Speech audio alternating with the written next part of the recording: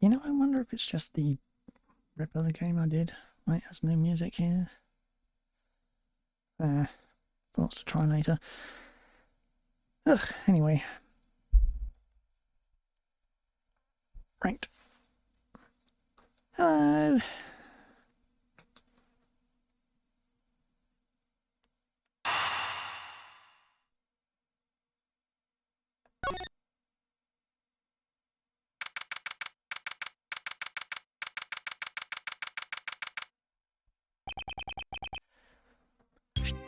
It's time. Don't worry, Mr. Edgeworth. I'll be following your every movement with my binoculars. Good to hear. Now make sure you don't lose sight of me. I'm counting on you for backup. You can count on me, sir. I have to go. The kidnapper is supposed to contact me soon. Who would have thought that upon my return, I'd be thrust into a kidnapping case?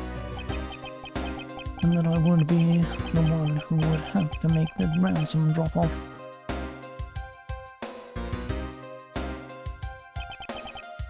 Let's see. I checked that the money is all there, safe inside this suitcase. Now all I have to do is await further instructions from the kidnapper, which I'm expecting to be transferred to my cell phone. I wonder who else is around. This is the meeting place, after all.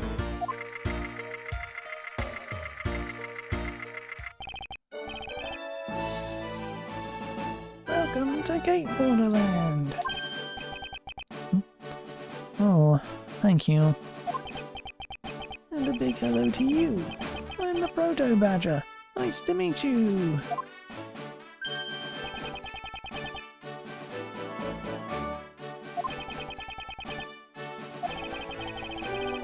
Excuse me, but are you perhaps thinking of taking a picture of me? A picture? Of you? Fine, but I'm not interested. Oh, it's too bad. Have a good day.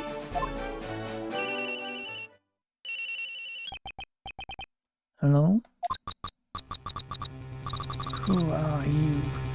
You're not Ernest Amano. Sounds like the kidnapper's using some sort of voice alteration device. I'm his representative, Miles Edgeworth. Are you a cop? No, I'm a prosecutor.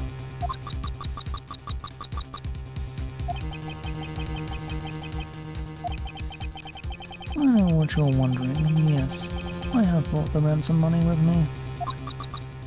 I see. In that case, bring the money with you to the stadium. So, this person intends to see if I'm being followed, huh? Please, Detective Gumshoe, I really need you to come through for me this one time.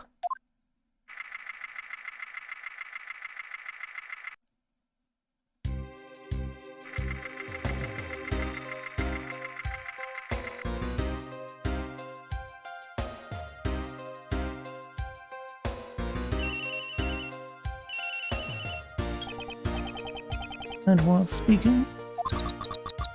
Next, come to the haunted house. And just how long do you intend to have me wander around for? That's for me to decide. You don't have much of a choice here, my friend. I suppose not.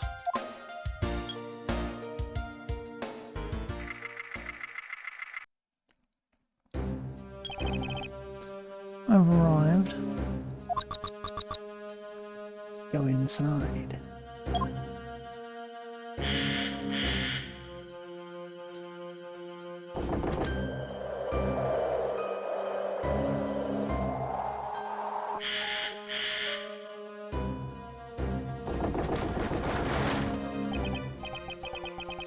What a dismal place. And that's it.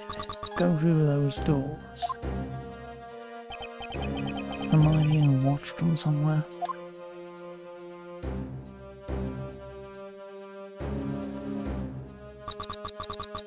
Leave the money and go. Now.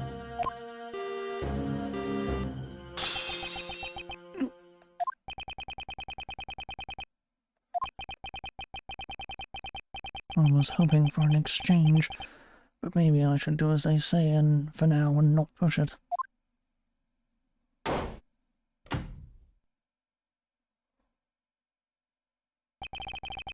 I couldn't catch even a glimpse of the kidnapper.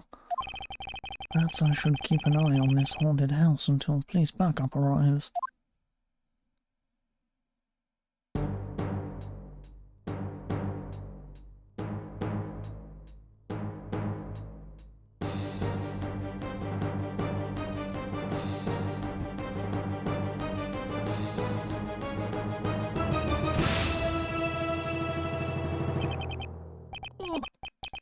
It was a trap.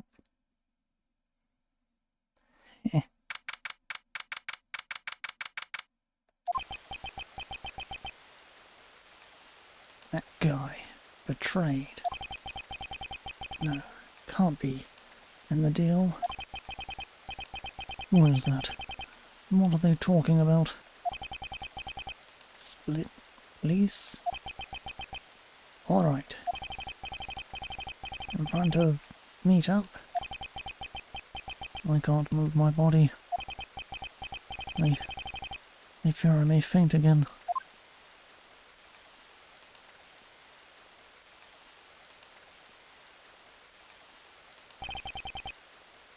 Where am I? How long was I out? It wasn't raining like it is now when I made the drop-off. This was supposed to be a simple affair. So why have I been taken hostage as well? I can only assume Detective Gumshoe lost sight of me at some point. The only reason I agreed to be the drop-off man was because of that phone call. It was from Mr. Ernest Amano, the director of the powerful Zaibatsu, the Amano group. But aside from that, I also owe him a great debt of gratitude. His only son, Lance, had been kidnapped. I know that Lance is already in his 20s, but I guess some things you never grow out of.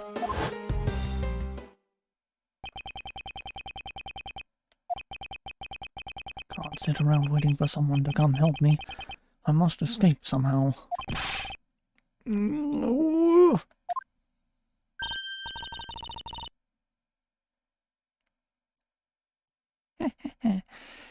Was that you making that funny sound? Who's there? And how dare you laugh at a gentleman's plight?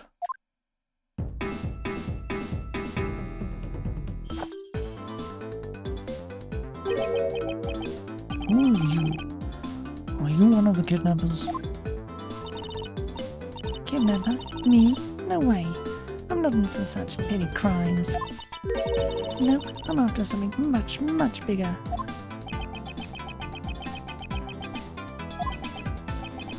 I must be worn up in today's ordeal. Focus, Miles. Oh, I forgot to introduce myself. Sorry about that. Ahem. Even in the depths of night, when no other bird dares to take flight, one alone soars to shine, the light of righteousness on the world's light. And that one is me, for I am the great thief, Yatagarasu. Great thief? Did she really just came to be the Yatagarasu? Oh, but my real name is Kay Faraday. You can call me Kay, okay? Good.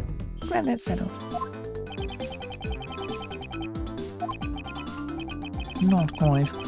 I have a mountain of questions for you. But first, if you would be so kind as to remove these ropes. I wonder, should I remove them? I was actually having a lot of fun watching you make those silly faces. Hey, there's no need to get all mad and ice glaring at me, on me, you know? There. This rope goes through here, and there you go. What a relief. I owe you my thanks. It's okay. You can pay me back in full later. Now then, what question should I start with? Unfortunately, I can already tell nothing is going to be easy with this cheeky girl. You call yourself a great thief, yet are you really a thief at all? You doubt me? I get it. You think that a young lady like me couldn't possibly be such a big-time thief, right? That's not the part I have a tough time believing. I'm the real, genuine Yatagarasu, you know. Yep, I'm a pure-blooded great thief. It's a little something I inherited from my predecessor. In that case, you wouldn't mind if I arrested you then, right? What? Of course I'd mind. I haven't stolen anything yet. Seriously, I don't know how you can say such a horrible thing to your savior. That's true. Technically, she hasn't stolen anything in front of me. Yet. When you say you're the Yatagarasu, do you mean you are the Yatagarasu? Yep. The most righteous of the righteous, a legendary great thief. But the title was only recently succeeded to me, so I haven't had a chance to steal anything yet, as the second Yatagarasu. Well, I was not aware that thieves could pass down their titles like that. But don't worry, I've got some big plans in the works. Big plans, huh? Well, they wouldn't happen to lead to a big arrest, would they? I knew it. There's just no reasoning with the prosecutor. I'm not the problem here. I'll have you know that the Yatagarasu has no interest in stealing petty trinkets. There's one thing and only one thing I want to steal. Only one thing. What would that be? But that's going to have to wait until we find our way out of here. Well, at least there is one thing we agree on. I'm sure I'll have plenty of time later to learn more about you. So, you never told me what your name is, Mr. Prosecutor. I guess not. I'm Miles Edgeworth. Now I remember. How can you remember something I just told you? But she sure is cheery. Alright then, Mr. Edgeworth, let's get out of here.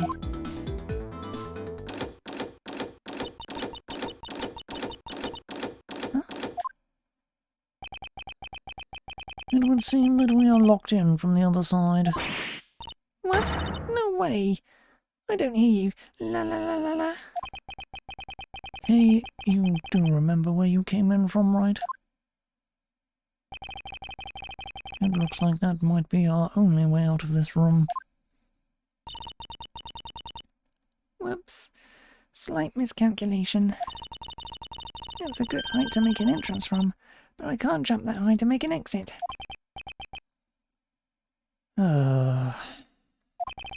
I suppose we have no choice but to look around and see if we can't find another way out.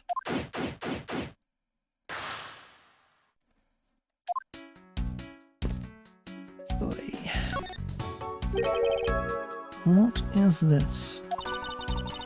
Looks like the bad badger, and it's looking as bad as ever. Looks like a costume head to me. I guess the bad badger's costume is, at the very least, a two-piece, huh? The real question is, why is only the head sitting out here on the floor?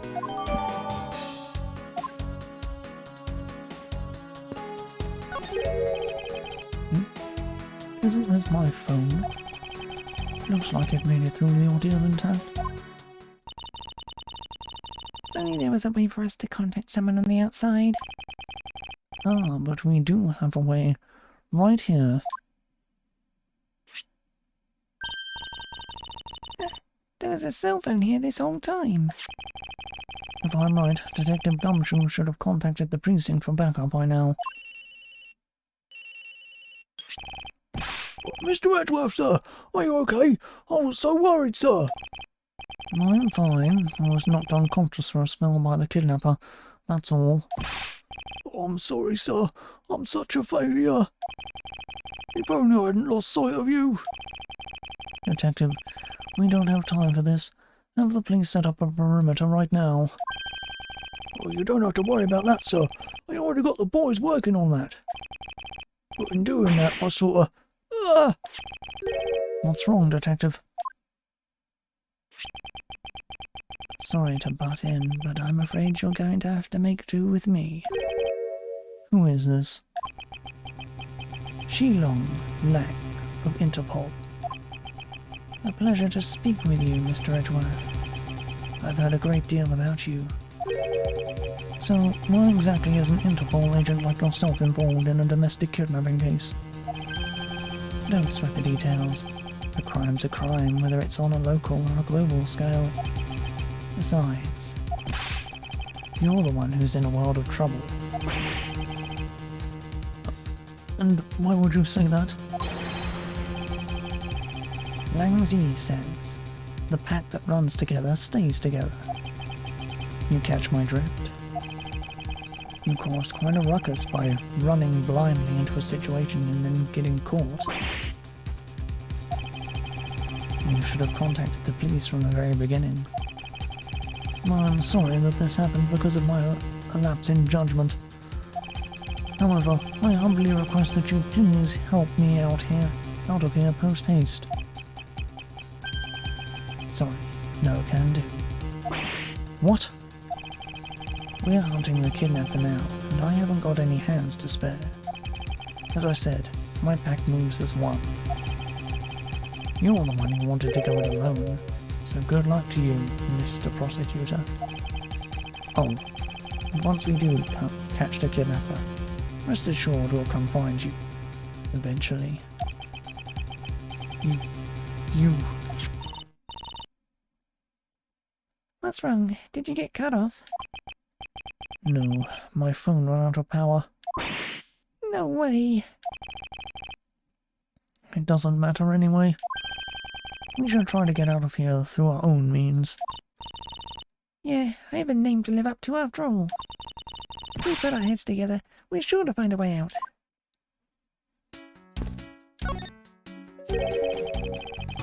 They're holding a Blue Badger photo rally? Really? You didn't know? But it's not just the Blue Badger, it's his whole family too. You managed to snap a shot of every member of the family.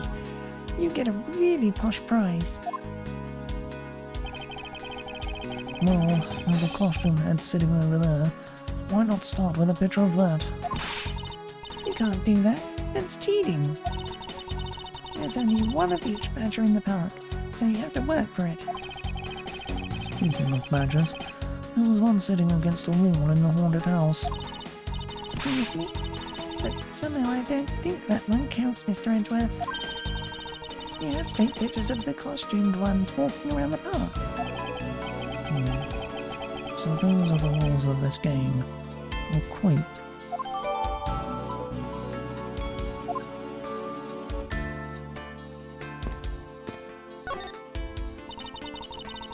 Maybe we can use this paint to help us escape. And what exactly do you have in mind? Well, we could paint "help" in really giant letters. And who, pray tell, would see these giant letters? We're inside a building. Okay, then how about we light the paint on fire and send out coloured smoke signals? Anyone who saw it would think some crazy arsonist was about and call the cops. Actually, that may not be all that great for me, seeing as I'm a thief and all. Let's try to find something other than this paint to use, shall we?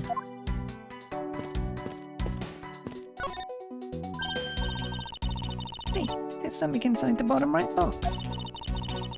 Oh, I think it's a pink badger costume. Ink badger? You don't keep up with what's going on in the world, do you? In that case, you better study up on the whole badger clan with this.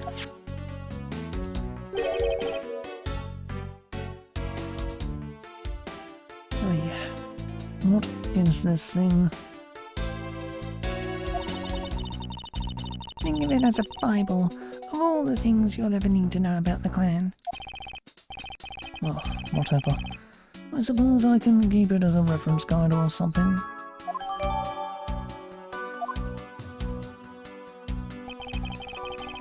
I suppose this means that this is where they keep all the costumes. Certainly looks that way. It's like the Badger's family's home. There are 8 boxes, but 7 of them are empty. Which means that 7 of the costumes are in use right now. But aren't these badgers the mascots of the police force? Well, I heard that the police had a hand in sponsoring this theme park. Probably because the Gatewater group owes the police from all those cases they solved. And they have all the power of the state. And they used it to make a theme park? Not just any theme park. They have a handcuff-shaped double-looping roller coaster. That's quite enough. I'm feeling woozy from just the thought of such a thing.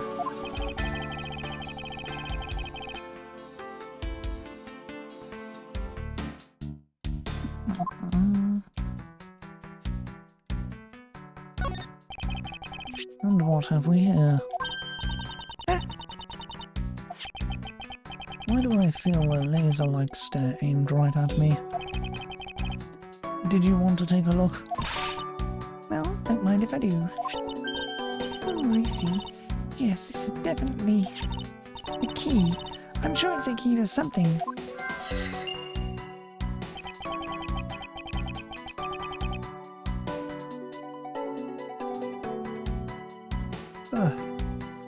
The something is what is relevant to my interests.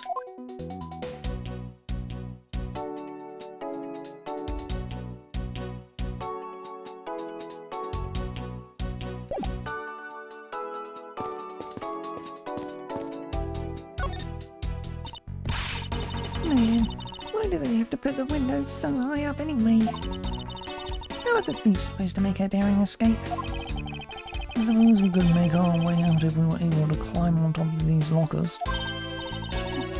That's pretty clever. You make a good thief. You make a good thief yet, Mr. Edgeworth. Please, don't ever place my name and the word thief in the same sentence again. Let's see. Wonder if I can jump and grab the top of the locker here.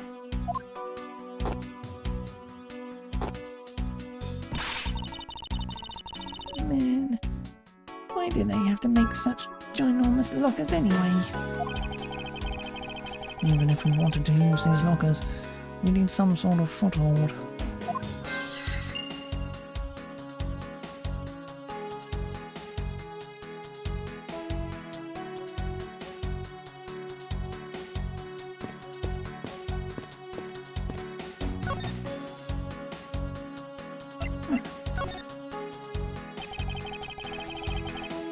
Do you know where the person who kidnapped me went?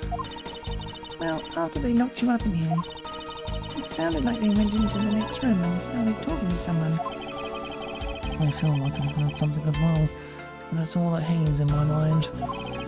However, I do recall that the kidnapper was talking with someone. It was just a guess before, but I guess I really am dealing with 2 kidnappers here. After that, they left. It almost seemed as if they were done with you. I suppose that is the case, as my kidnapping seems like an afterthought to the $1 million. Well, they went into the next room. Let's see what we can find out through the slot.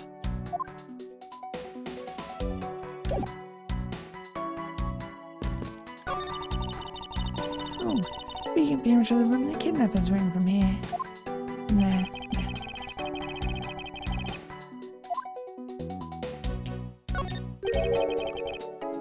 Is that what I think it is? Looks like the kidnappers had an escape tunnel prepared just in case. That's awesome. They're like a bunch of great thieves themselves. No, they're not, because I highly doubt they made the tunnel themselves. The 4th panel was removed and propped up against the beam in a very specific way.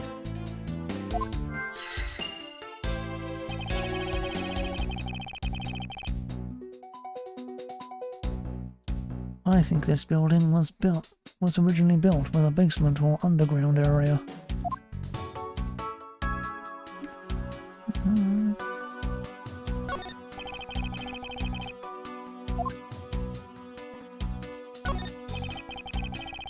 door on the opposite side that appears to be the same as this one, which would mean that I can probably assume that these two rooms are very similar in structure. I believe I have just found our ticket out.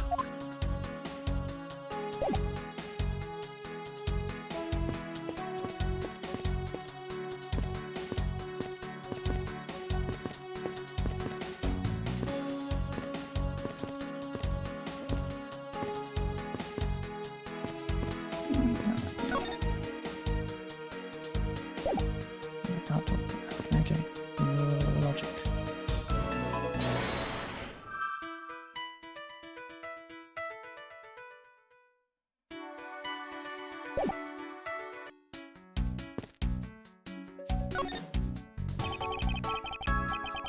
This is the beam I was tied to. What's up?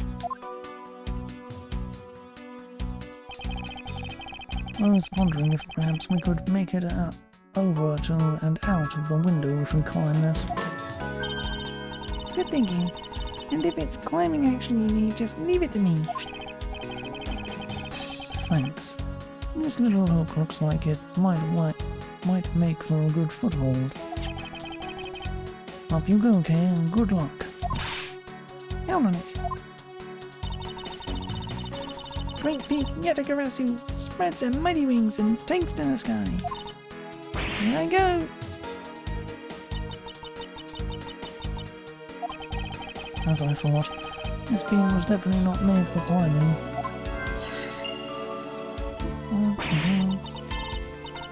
What do you mean as I thought?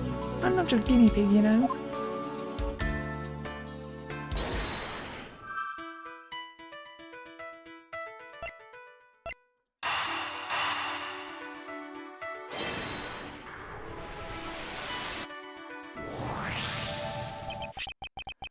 This hook on this beam.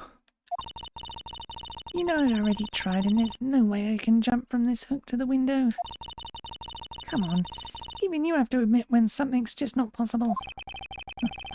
I wasn't about to suggest that again. Rather that it's here for a different purpose. Really? Like what? As you saw in the adjacent room, it's clearly for keeping a floor panel propped up. Which means there should be a panel in this room that we can open as well. Oh, I get it. We didn't notice its existence all this time because it was being hidden by this tarp. Alright then, let's fold this thing up and see what's underneath. Now this is what I call a treasure.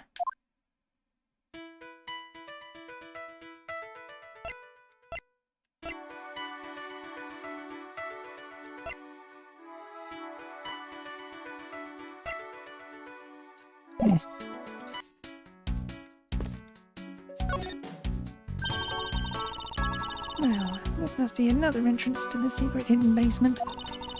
I totally smell treasure. And the scent I wish to smell is a sweet fragrance of freedom. And what are you waiting for? Hurry up and open the hatch. Alright. This thing is locked down tight. Oh, fiddlesticks.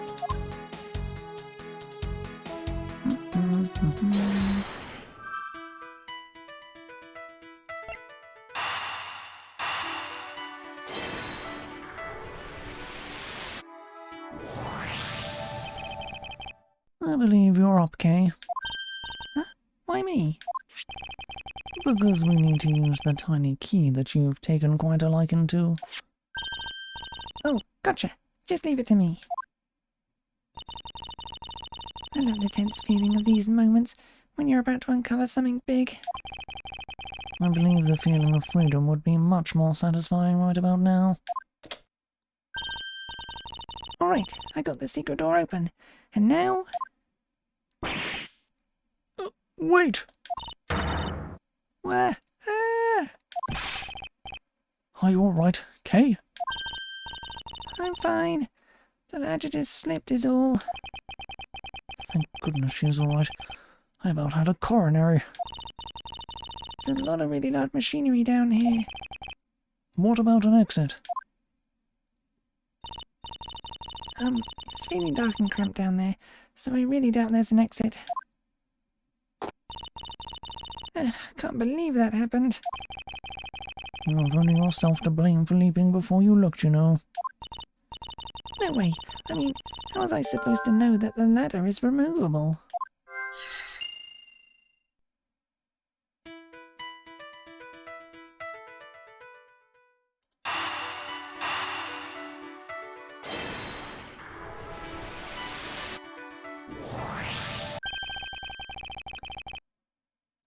I figured out how we will escape this prison, Kay. Oh, so how are we going to burst out? Burst out there. It seems that your reckless actions were of use after all. Are you actually praising me? More of a thank you for giving me an idea regarding this ladder. The underground ladder? What about it? This ladder isn't just for those who wish to go down. Oh, I see. If we use this... Yes, I believe it's long enough to reach the top of those lockers.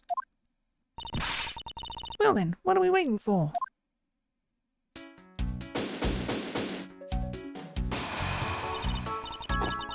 Alright, now we can get out of here. Yes, we spent entirely too much time in here. Kidnappers who held me hostage and a mysterious Interpol agent. This case is only getting started, and I'll be the one to bring it to a resounding end.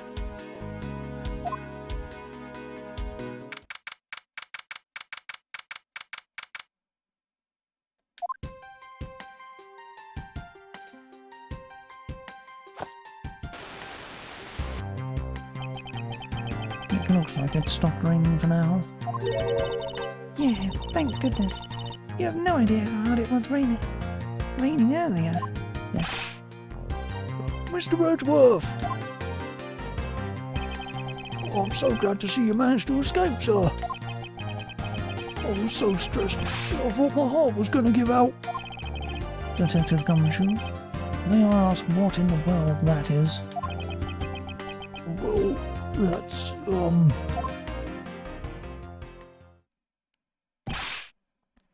Count off. 1, 2, 3, 4, 5, 6, 7, 8. 98, 99! Shifu, all 99 members are here and... Blech.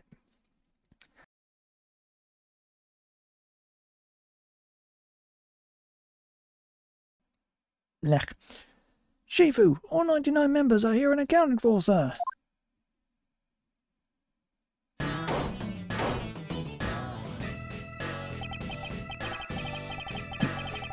What the heck do you think you're doing, counting my cubs off like that?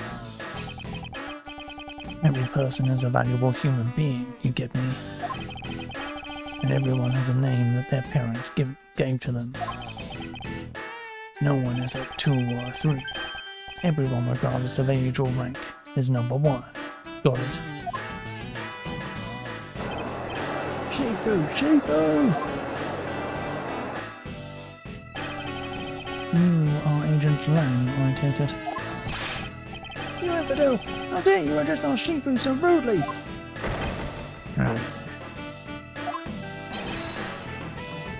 Lang's says, a couple who disrespects others soon feels the disciplinary bite of an elder. So don't you ever forget to show your proper respect towards another person. Sheena. This isn't much, but please accept my card. Oh, thank you. Please accept mine in return. You'll see that just now. That is the proper way for 2 people to show their respect. Keep that in mind and you'll get far in life. Got it?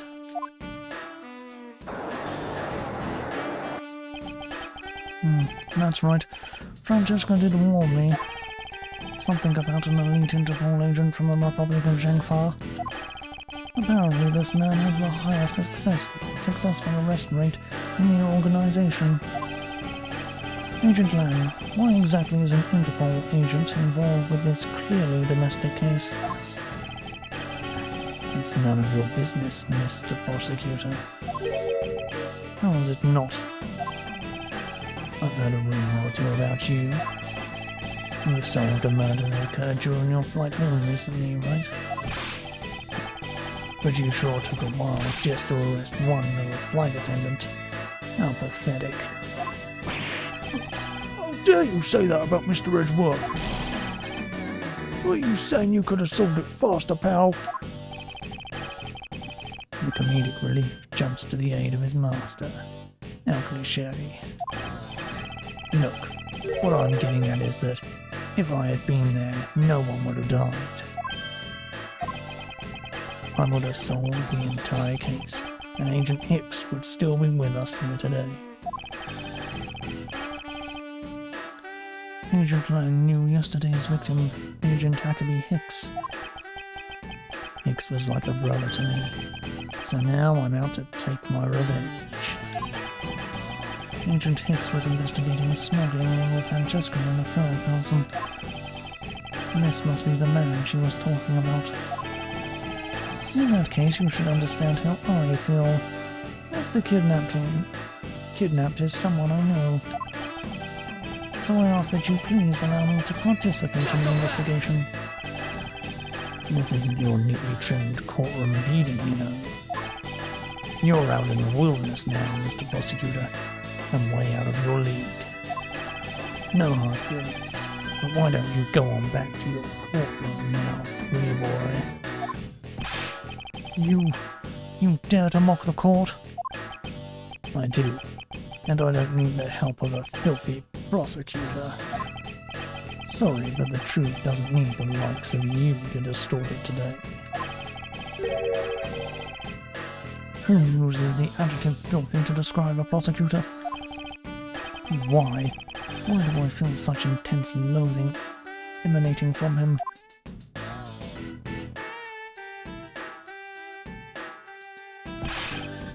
Alright, men. Good job on the perimeter around Gateway Lane. Now, just find me the kidnapper and bring the punk to me. Dismissed.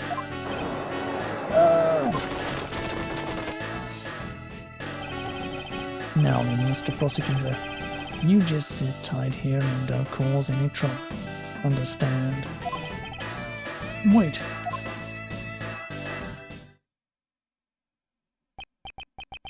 Mr. Edgeworth. It's been a while since I last met someone so disagreeable. Why of all places did he show up here, and completely out of the blue at that? I suppose I'll have to ask Detective Gumshoe to fill me in on that.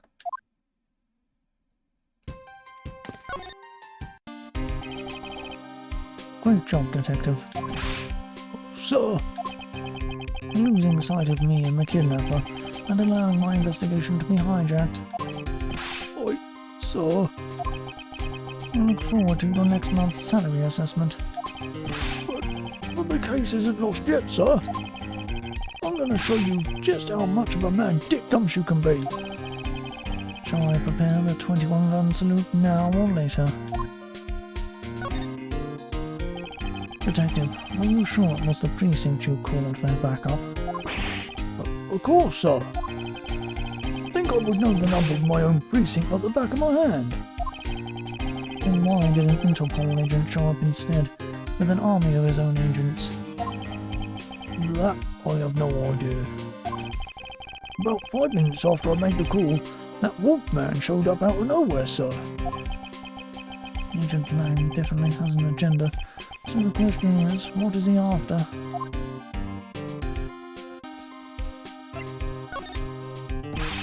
Oh, Mr. Edgeworth, I was wondering if I may ask about one thing, sir. Yes, what is it? Who is that? The girl over there, I mean. I'm Mr. Edgeworth's assistant, Kate Faraday. What? Honey, I don't recall making... Yeah, I'm Mr. Edgeworth's assistant. Me. It's been like that since... forever. Sorry, but I just stole your supporting role. How can you say something so serious with that giant grin on your face, pal? Mr. Edgeworth, we got a thief on our hands, sir. She's done well wrong, sir. I'm taking her in, getting her convicted, and making sure she serves out her sentence. Oh, come on. It'll be fun. Like musical chairs. You better stay fast on your feet. No way! I will not lose the spotlight to you, little girl. Aye. Man, I can't calmly do any stealing at all with that detective around. I suppose it's not easy when there's this many members of law enforcement in the vicinity. It's alright. It's not like I'm in a hurry to steal any old thing. Which is it? Do you plan to steal something or not? Quite the mystery, this one. Maybe I should talk with her a bit more. So, what are you going to do about your investigation? About your investigation into the kidnapping? Good question. Since Agent Lang holds the authority to investigate this case now, this makes things a bit more complicated. Oh, come on. You can't let that stop you. I'll even lend you a hand, so let's go. But you're a self-reported great thief, are you not? I don't believe I can let someone of an unlawful nature participate in an investigation. You don't like to listen, do you? I'm not just any ordinary great thief. I'm the Yatagarasu. And as I said earlier, the Yatagarasu is after one and only one thing.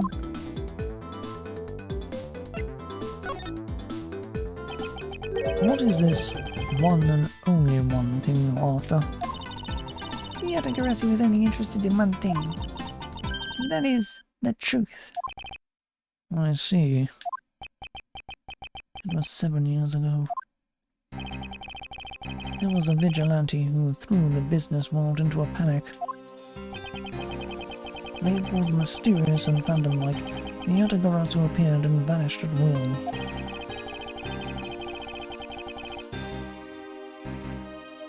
Though we still don't know much about this thief's ultimate goal, we do know the targets. The Yatagarasu like to find and make public evidence of corrupt dealings of all sorts. Once a target was chosen, no dramatic calling card or announcement was sent forth. Instead, the chosen corporation was infiltrated without even the target noticing. Some days later, the evidence that was found was sent out to the mass media, along with a card with the mark of a three-legged raven.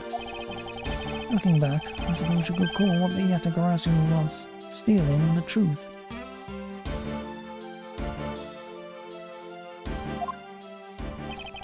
Could this child really be the successor to the original Yatagarasu? But that can't be, can it?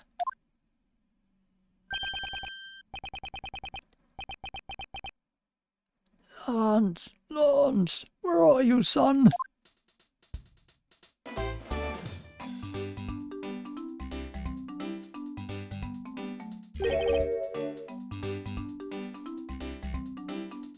Mr. Amano?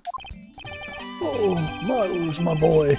I'm sorry to involve you in such an affair, just after you've returned. For you, Mr. Amano, I'd gladly offer my assistance. After all, I have you to thank for how well things turned out during my time abroad. If it wasn't for you, I might not have been introduced to that law office, and had the chance to study the inner workings of another country's judicial system. Oh, no. Oh, think nothing of it. As you know, Manfred and I go way back. I consider a beloved disciple of his to be like one of my own blood. If you ever want to go overseas again, you need only to ask. I can use my company's vast network to send you anywhere at any time. So, who's your man? He is the father of the currently kidnapped Lance Amano, Ernest Amano. Now then, have you found Lance yet, Miles? Please, I miss my poor boy dearly. I'm terribly sorry, but your son's whereabouts remain unknown, Mr. Romano. Well, hold on there. Then what happened to all that money? I believe the 1 million has been stolen, and that the culprits are now on the run. What? Poor old man. Don't you have anything you could give him to cheer him up, Mr. Edgeworth? Forgive me, Mr. Romano.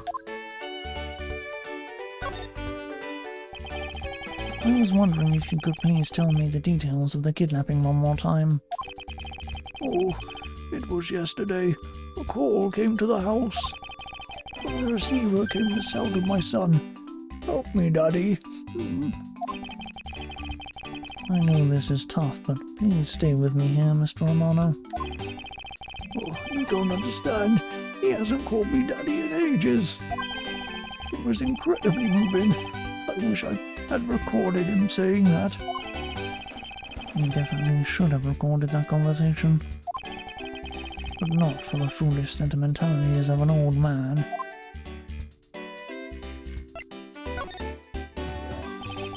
Refresh my memory. What kind of person is Lance again? Now I'm telling you about Lance. Help you get him back. Surprisingly, a lot can be deduced from a person's relationships and behavior. Well, very well then. Lance is my one and only son, and he turned 21 this year. He's very much like me when I was his age. Kind and very attractive. I'm sure women simply can't keep their hands off of him. Is there anything else about him you noticed of late? Oh, now that you mention it, I haven't been able to get in contact with our butler Oliver. Your butler? Yes, his name is Oliver Deacon. He's been with our family for years now. He gets along so well with Lance, so I thought maybe he would know where our son is.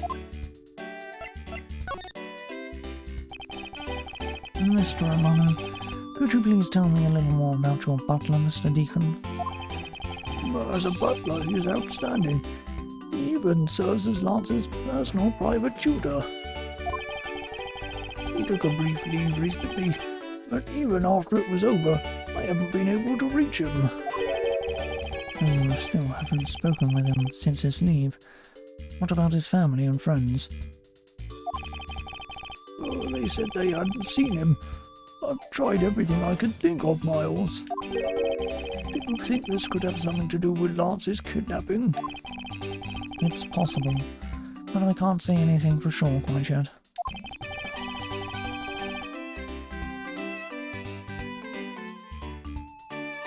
So, even the person closest to the victim has gone missing. Oliver Deacon. Sounds like one name I'd better keep in mind. Detective Gumshoe? Yes, sir. Let's begin our investigation. Even if that Interpol agent holds the authority to head this investigation, we can't allow ourselves to stand idly by twiddling our thumbs. I'm with you 100%, Mr. Edgeworth, sir. I, Dick Gumshoe, managed to stick by your side through thick and thin. Mr. Romano, it was my fault the culprit escaped, which is why, with your blessing, I vow to return Lance to you myself. Oh, I've never seen you so passionate before, Miles. Good luck to you, my boy. Alright, well, what are you waiting for? Let's do some investigating. If you think I'm losing to you, pal, forget it.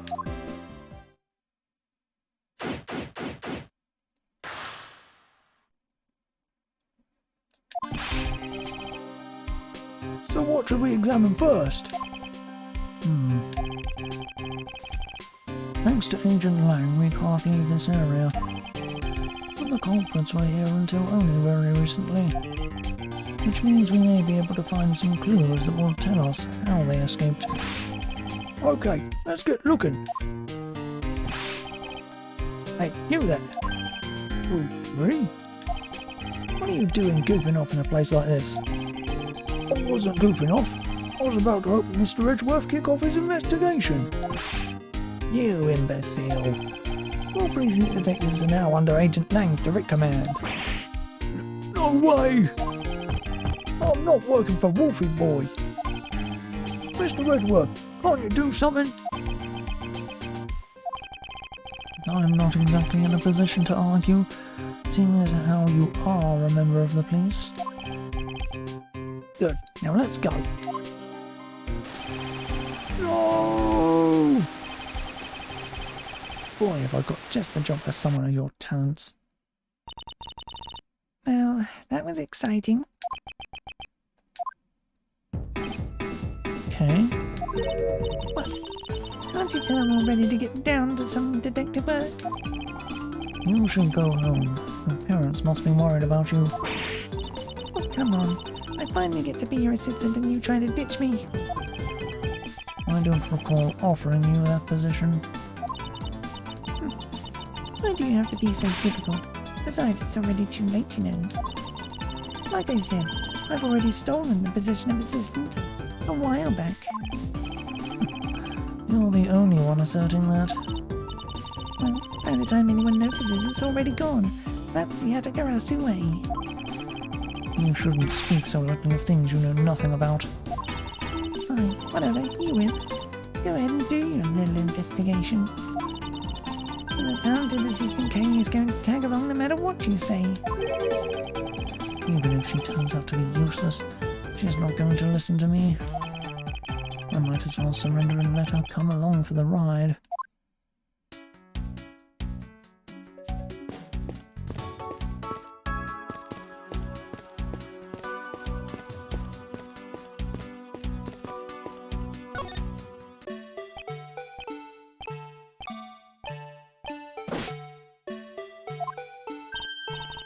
Hey, it's the Blue Badger.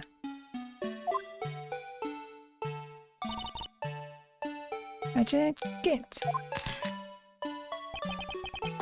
I really don't understand why she is so excited over this badger hunt. Speaking of badgers, there's a person inside of there. Mr. Badger, I wonder if you might share with me what you saw.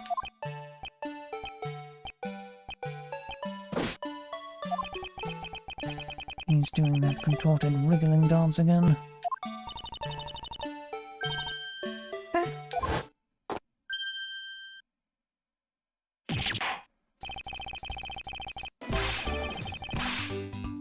Can't remember the voice I did for him.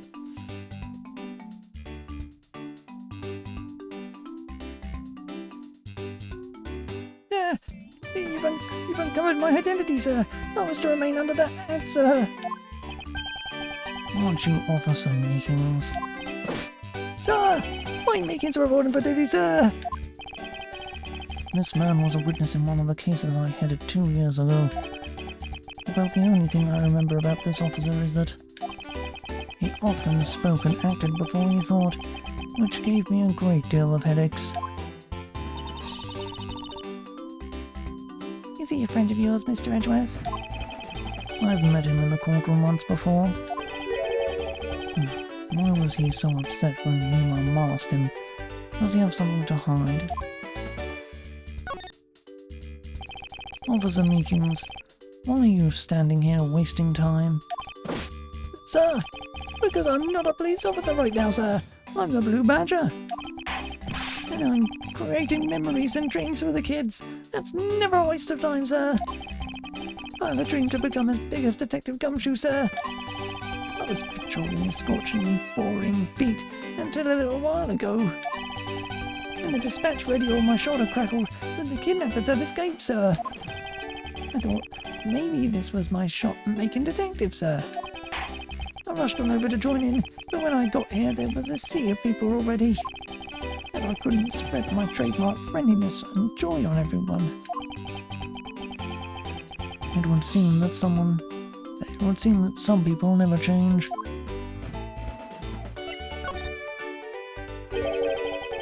So why exactly are you in that ridiculous outfit? Sir, that's because, I'm here to keep the visitors in good spirits, sir.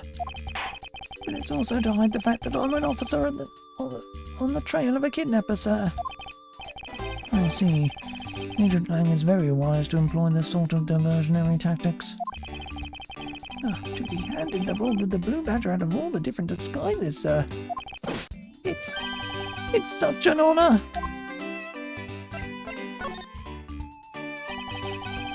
How long have you been standing here, officer?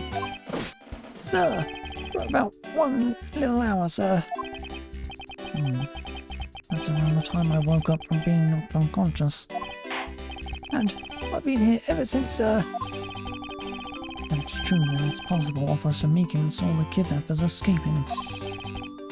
But, however, sir, I must tell you I didn't see a thing, sir. I haven't asked you anything yet, officer. No. But I know you will, sir.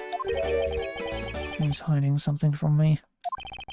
Officer Meakins, I insisted you tell me more about your recent movements. Sir, I've been playing the Blue Badger this whole time, sir, and getting into it too. I patrolled the park all while wearing this costume. And about 1 hour ago, I came over here, sir. I haven't seen any suspicious-looking people this whole time, sir. But I did see a badger, sir. A lone Blue Badger. What you said just now is contradictory to the facts. How so, Mr. Edgeworth?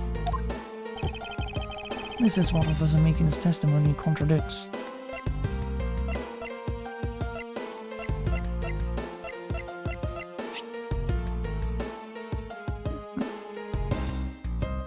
Take that!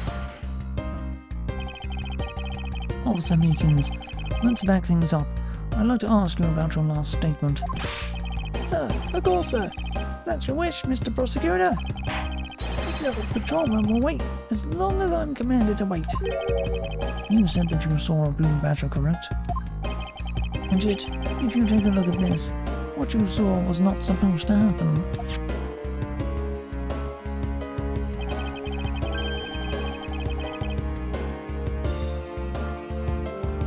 This park is supposed to have only one of each badger in it at any given time. Which means that as long as you are the Blue Badger, Officer Meakins, you should not have seen another Blue Badger wandering the premises. What? Sir! And that would mean that there are 2 Blue Badgers walking around. But why?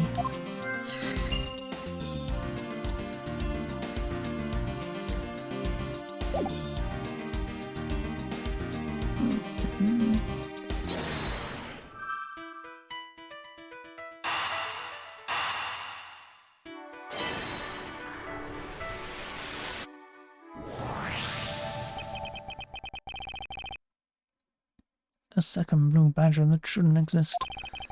Clearly the true identity of the person underneath us. Oh, I know. It's one of the kidnappers, right? The person wore a costume to get away. Precisely. After all, the costume that went missing from the storage area are A Blue Badger, a Brodo Badger, and a Bad Badger. yes, those 3. So there are 3 phony badgers running around in the park somewhere, huh?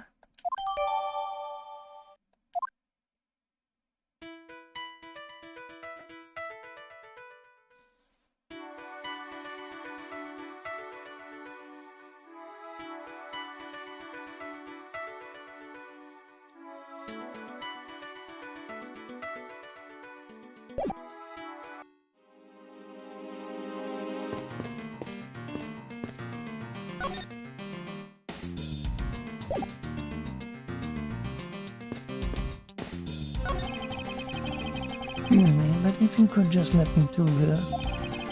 Sorry, can't let anyone through. Agent Lang's orders. I suppose I'll have to deal with this impasse for now.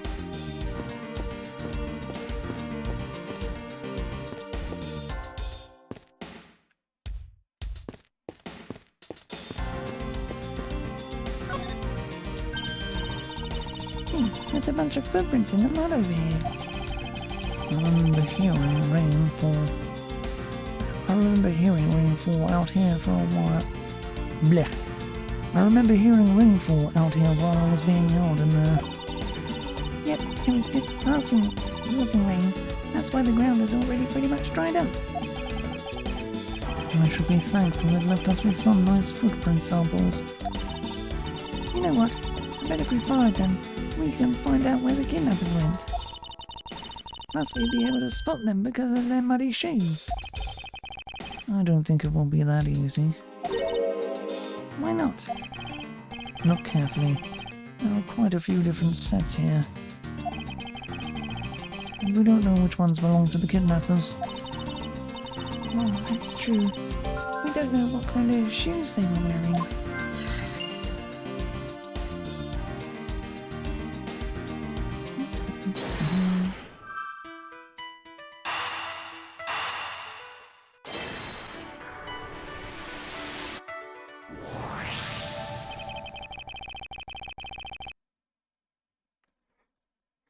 Hey.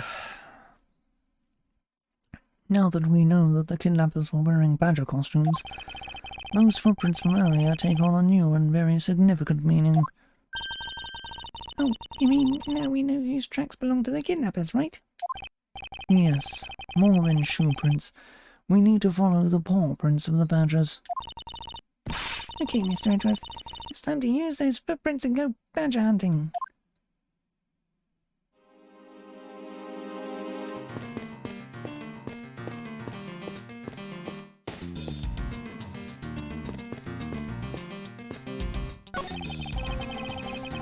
Horses are painted on this garage door to complete the Wild West theme.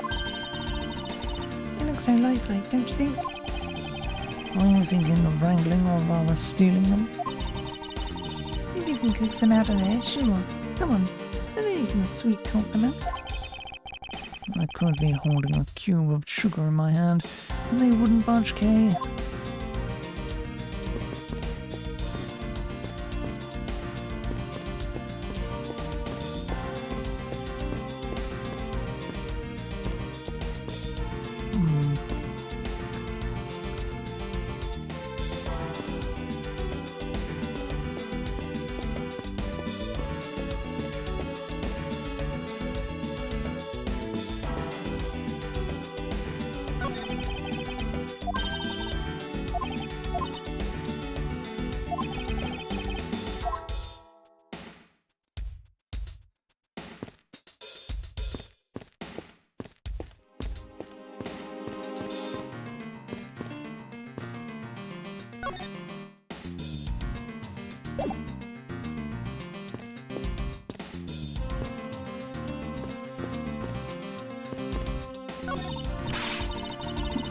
Don't you know, you vile criminals?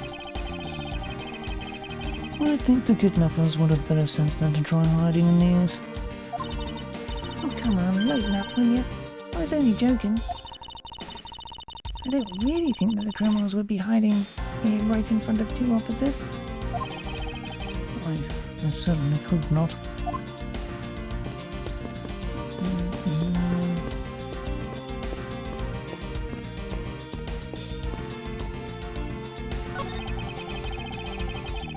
It's a set of tyre tracks originating from the garage. So that means a car left from the garage at some point, right? Correct. But for the car to leave these tracks, it would mean that it left during the passing rain. That's the only explanation as to why these tracks are made of mud. 3 threats. I think we can also safely assume it's a special type of car.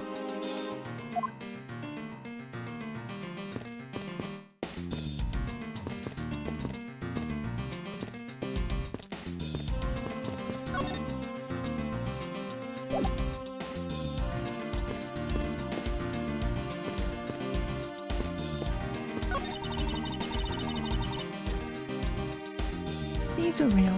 I wonder what you put in them. Water would be the obvious answer. But if you stored water in a barrel under the blazing hot sun, wouldn't it go bad? People of that period probably didn't care how it tasted. Sorry, but I can't let you get away with making fun of our forefathers. I mean, maybe they really like the strange taste. Look who's making fun of them now. Hey, Mr. Edgeworth, isn't this one of those things you tie horses to? Yes, although the horses are in another location at the moment. Ah, here I was hoping I would get to ride one. You know how to ride a horse? Nope, never rode one in my life. But I have an Asian friend who was born in the year of the horse. Non sequitur is the only way to describe your logic.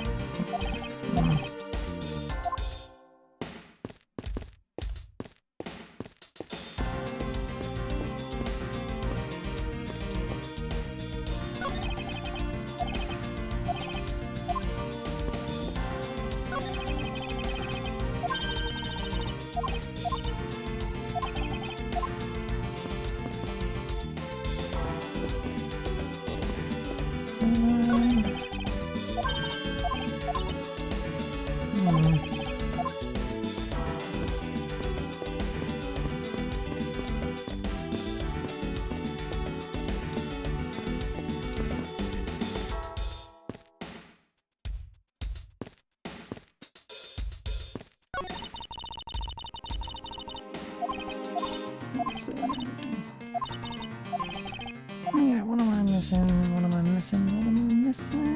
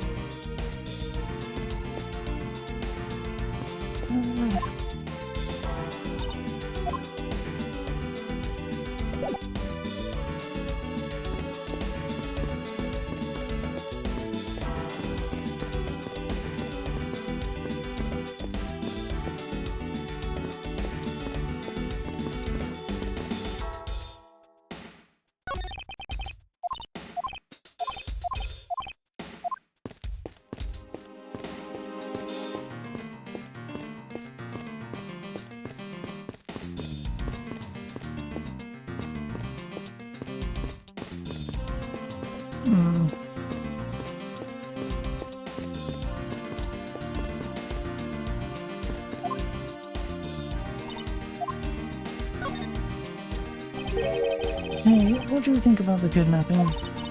Well, I don't know anything about the victim. So actually, I was hoping you could tell me. Oh, that's right. I never did explain the situation to you. I got involved because of a phone call I received. It was from none other than the director of the animal group, Mr. Ernest Amino. His only son, Lance, had been kidnapped, and he wanted me to be the drop-off man.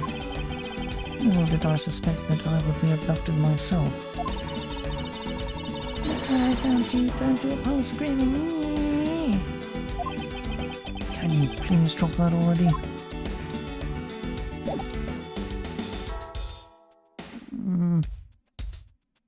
What am I missing?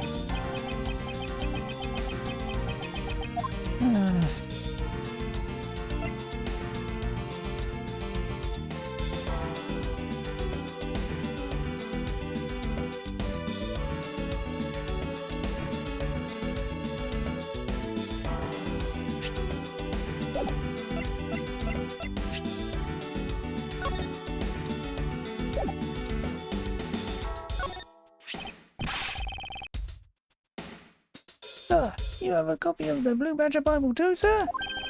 That was written by experts on the Badger family, sir, and it's very, very thorough. Doesn't matter that I was made the Blue Badger only a little while ago, sir. That book helped me memorise every name of every badger, sir. It's not that hard to remember 4 incredibly obvious names.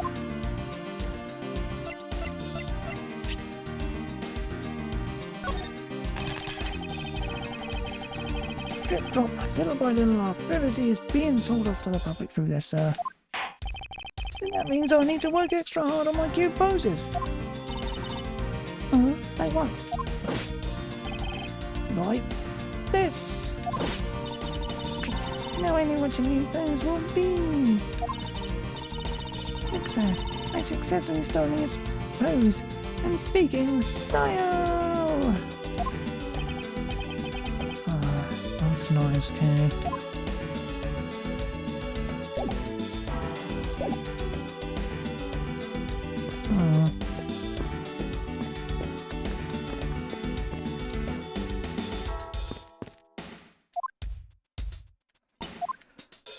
Pressing that button as well.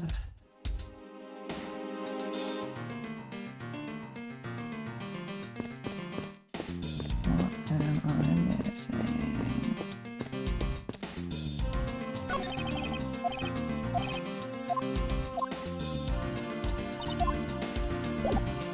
Keep doing that as well.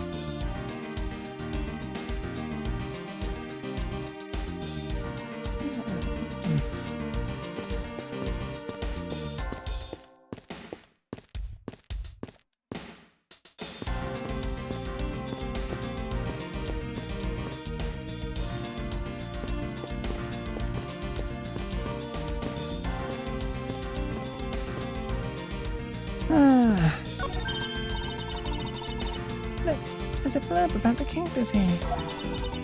This cactus is a very gracious gift to the Gatewater land from the local bee species. I can't believe the police went so far as to even donate a cactus to this place. So, is the police department running a cactus farm on the side? Just kidding. They wouldn't do something so silly. Actually, I have a vague impression I've seen a cactus farm at the precinct before.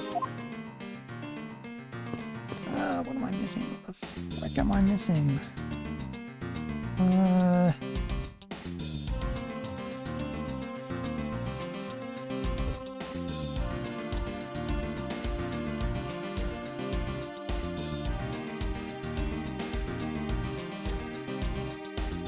don't know.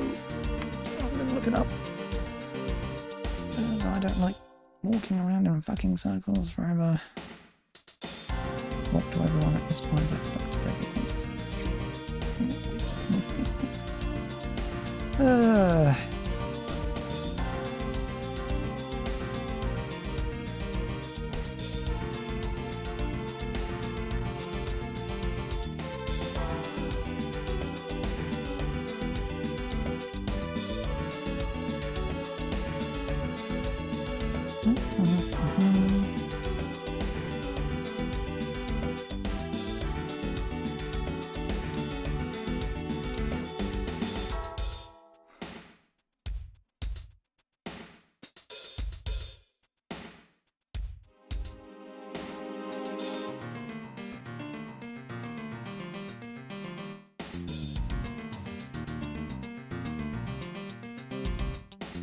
Right.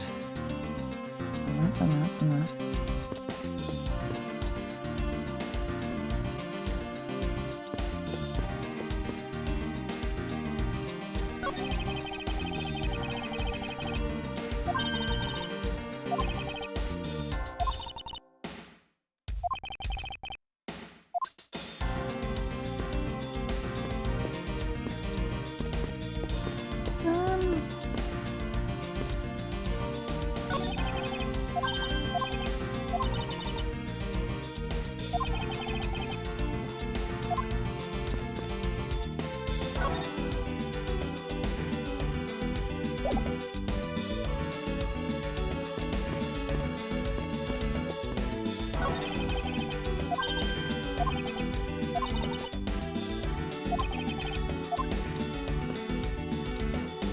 Inspect an open garage door by Meekins.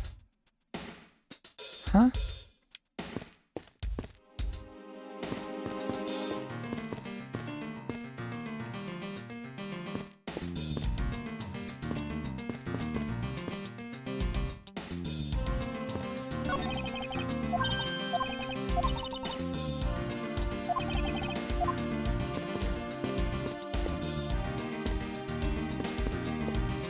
Right.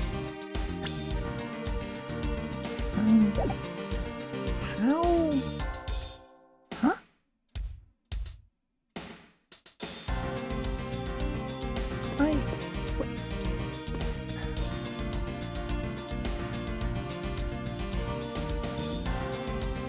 Huh?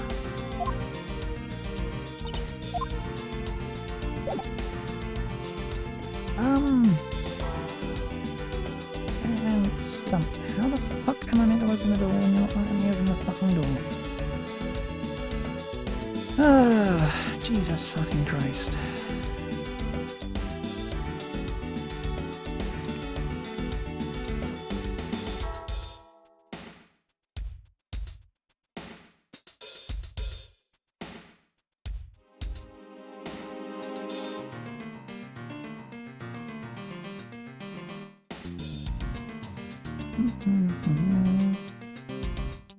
Oh, but you can't show me what the fuck is wrong with this.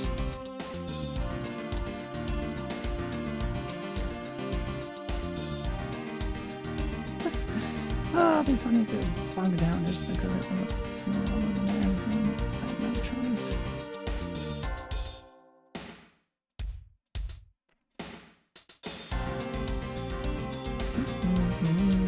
Entrance.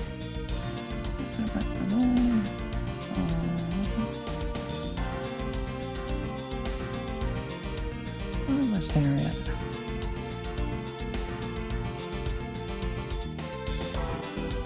Begins Dalton on duty.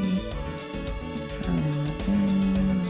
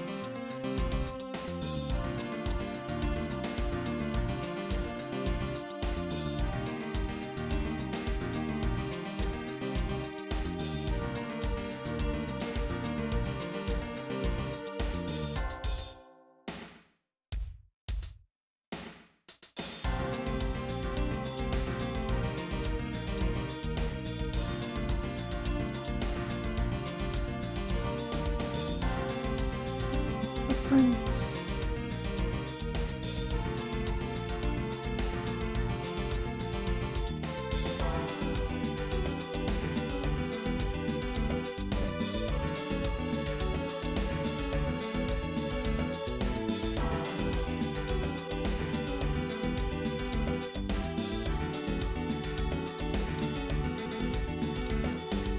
Okay, examine it again. Good fucking lord.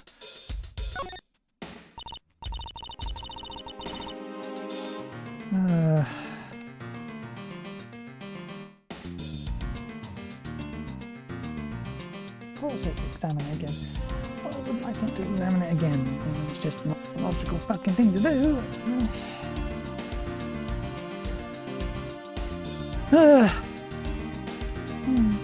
So we're looking for footprints made by a costume. Hey, I think I found them. There are two sets here. They both do look like possible candidates. This set is walking off to the west.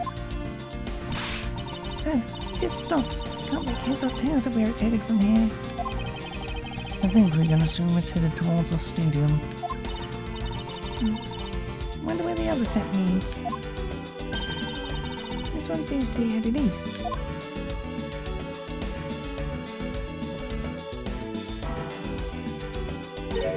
Huh? Quick, Mr. Edgeworth! I've got him! I've got one of the culprits! No, I'm not a kidnapper, sir. Down, Kay. Clearly those footprints belong to Officer Meekins. But our criminals were each wearing a costume. Maybe they came over to this garage for something. That's what I would suppose. Officer Meekins, if you could step aside for a moment. We need to examine the garage. Sir, Roger Wilco, sir.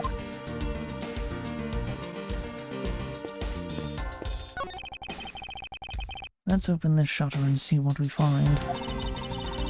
Maybe we'll find the kidnappers hiding inside.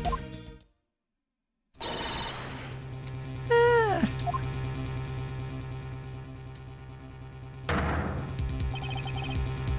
What in the... We seem to have stumbled across a dead body.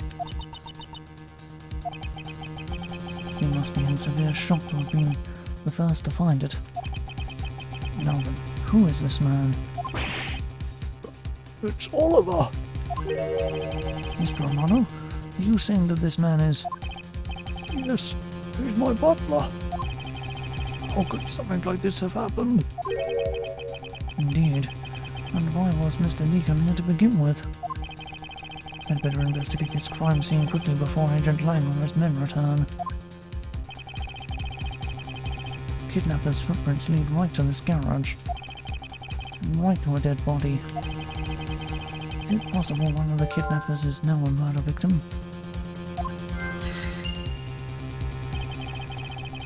On my cursory examination, I believe this man died of a fatal bullet wound. You sure are calm for someone who just found a body. It's surprising what one can become accustomed to in the span of 2 days. I won't rest until I've inspected every suspicious-looking nook and cranny.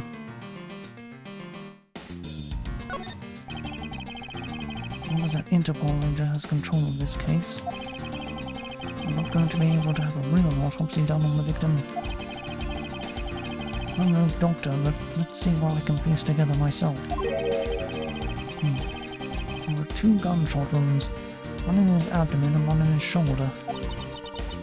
So that means he was shot twice? No, I don't think so. I think the abdominal one is an entry wound and the one near his shoulder is the exit wound. Nice. I knew you could figure it out. Comes with experience, and I've seen my share of crime scenes. Speaking of experience, this crime scene seems a bit too clean for a murder where the bullet went clean through. I should make a note of this oddity.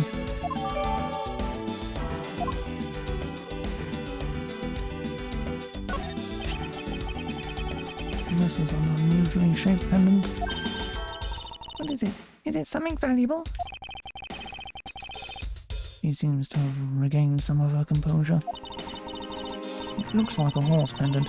It's got an antique feel about it, and it's really pretty. There. Looks like a horse pendant. It's got an antique feel about it, and it's really pretty. I just read most of that without looking at the name. Hold on.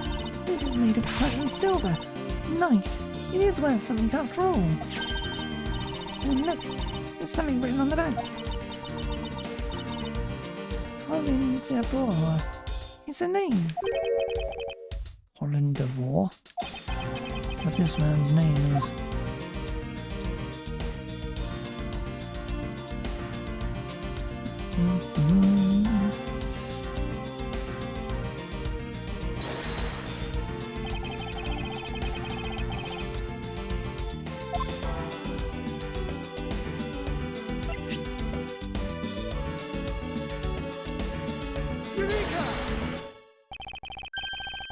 There's something not right about the name on the pendant. The victim is the Amano family butler, and his name is Oliver Deacon. But the name on the pendant is Colin DeVore. Wonder what's up with that. I don't know, but I think we've hit upon an important piece of information.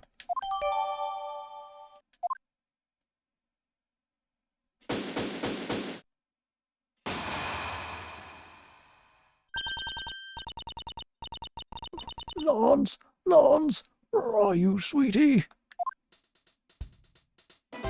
Lance, where are you, sweetie? Excuse me, but you are?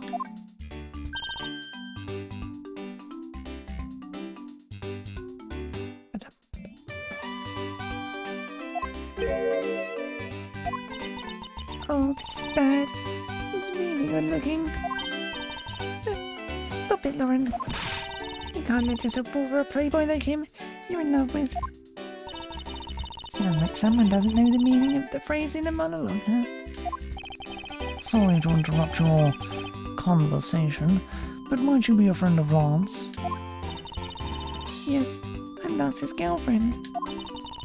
My name is Lauren Pops. His girlfriend? Oh, it's not like that. We're more like friends, and we're not lovers or anything. We haven't got that far yet. But I guess that's how people are going to see it, so I should just accept it. I even got this ring as a present from Lance. You know what she reminds me of? A cartoon character. May I inquire as to why you are here? I haven't been able to get in contact with Lance lately. And I began to get really worried. I looked everywhere for him, and then I heard about the kidnapping, so I came here. Wow, you're really strong for having made it through all this by yourself. Is it true? Has Lance really been kidnapped? No one is supposed to know, but yes, it's true.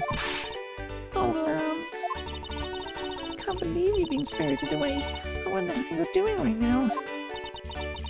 Looks like she's gone back to the fair maiden and love routine. So, Mr. Edgeworth, where do we go from here? Well, we found a body, so we should look into the murder.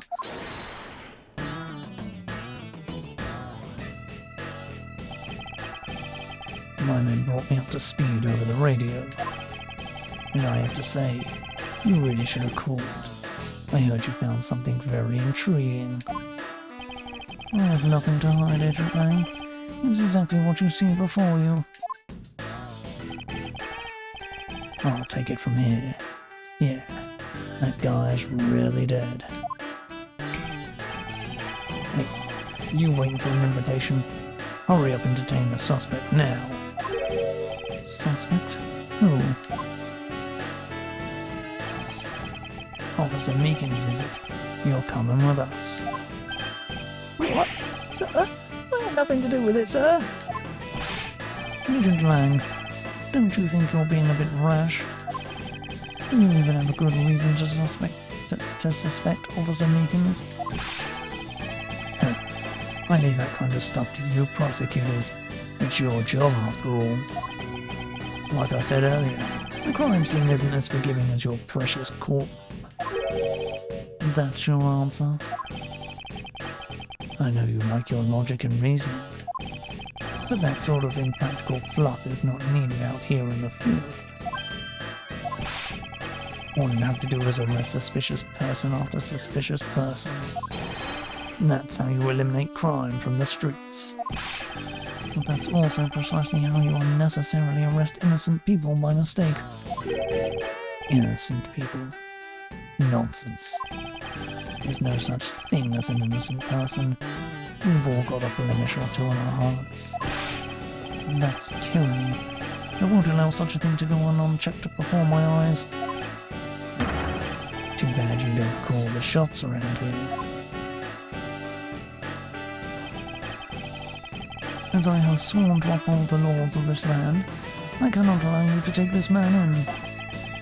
That you would arrest a man on false charges without even conducting an investigation. Have you no honor as a member of law enforcement? How dare you speak so disrespectful to our Shifu? Hold it.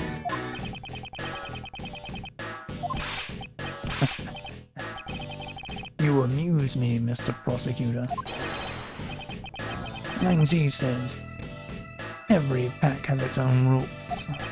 If you can play by their rules and come out on top, it's a true victory. Alright, I'll give your beloved laws a fair shake. I'll show you just how much investigating I've done. Yeah. Through my line of logic.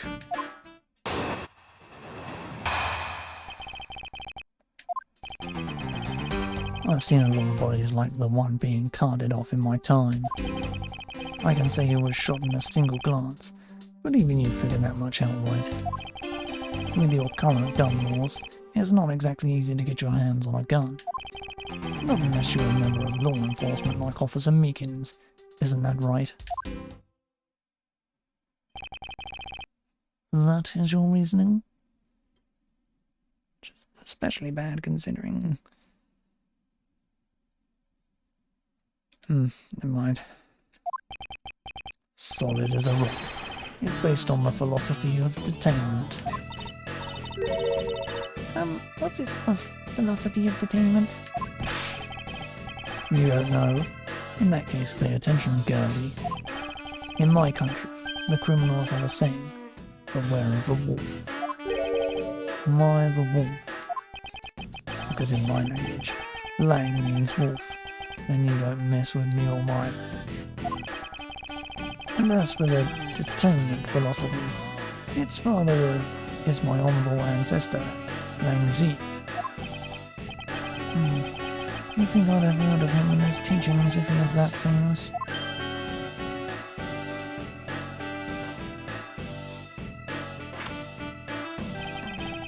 Lang Zi developed it, as he worked to lock criminals away thousands of years ago. To this day, the Zhengfa police still trains its recruits using his philosophies.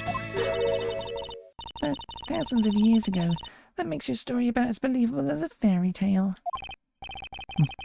Anything wears down and breaks over time. Do you really believe something as ancient as that can be applied for today's world? You want to put it to a test?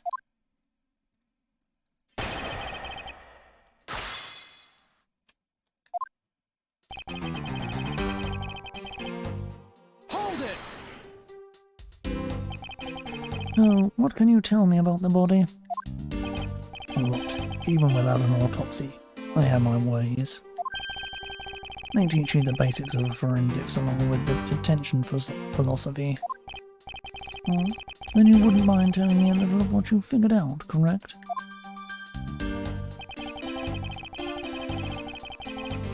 Hold it! Yes, I think anyone who saw the bullet wounds would come to that same conclusion. Knock him back! Don't pat yourself on the back yet. What's that supposed to mean?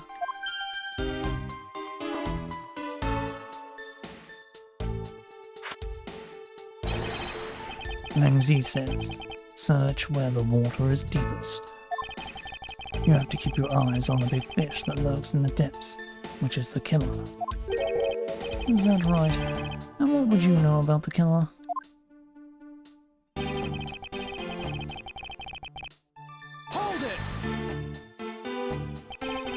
It would appear you've studied a little of our laws. Studied?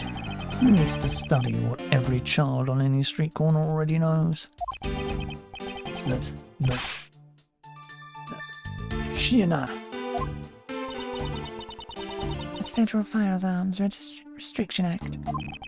That's it. The Federal Firearms Restriction Act. I hear it's not easy to get a gun these days. Interesting. That woman is the one in charge of keeping track of the information.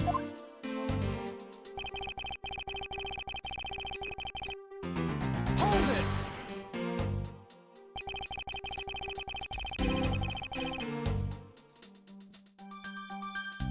Blech.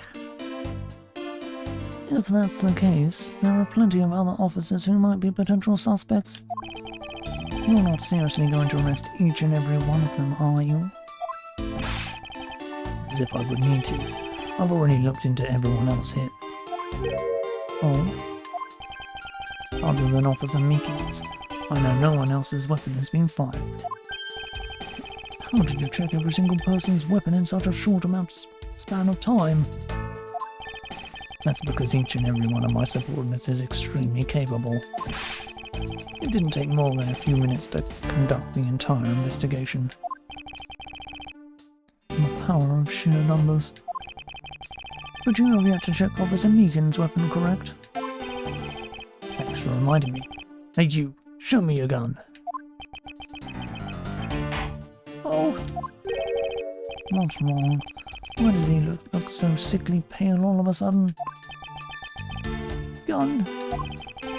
What did you say? I can't hear you. Stop mumbling and spit it out already. Sir, I lost my gun, sir! How could you be so irresponsible? In the end, it looks like you're still the only suspect we've got. You're the one who waited here outside this garage to ambush and kill the victim. So you think that Officer Meekins waited here to kill the victim, do you, Lang? I think this little accusation deserves a lot more scrutiny.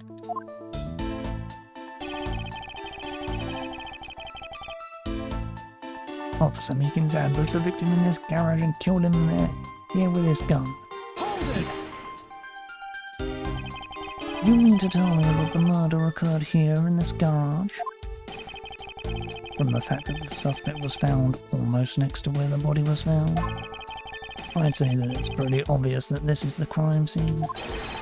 Lang Ji says, a criminal always returns to the scene of the crime.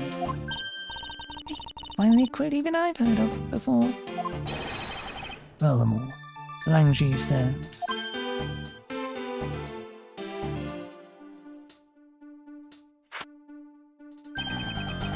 successful investigations are the result of multiple returns to a crime scene. Looks like neither detectives nor criminals have changed their ways over the millennia. So this is the kind of conclusion the philosophy of detainment can lead you to. I don't get it, Mr. Edgeworth. Why are you putting yourself on the line for Mr. Meekins? It's not that I particularly care about what happens to Officer Meekins. What? However, I can't simply stand by while Agent Lang ignores our country's laws. Long Lang, just what sort of investigator are you?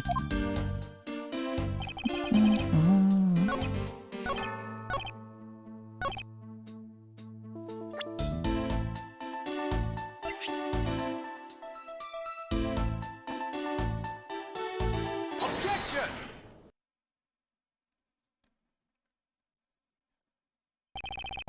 Unfortunately for you, Agent Lang, that is simply not possible.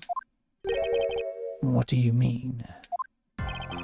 You've seen the crime scene for yourself. And while you were looking, did you not think to yourself that it was a little too clean? Yeah.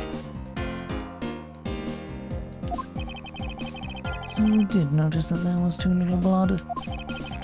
Do you still wish to claim that Officer Meekins committed the murder here? Because this isn't the crime scene. And if it was your men who led you to think it was.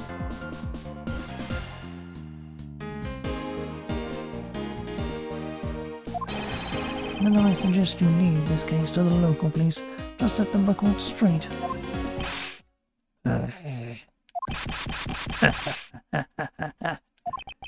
Not bad. I see your logic can be just as sound as mine. In that case, let me ask you this. Don't you think it's weird that Officer was hanging out around here in the first place? Weird? How so? Hey you, your squad's not even supposed to be in this area, right?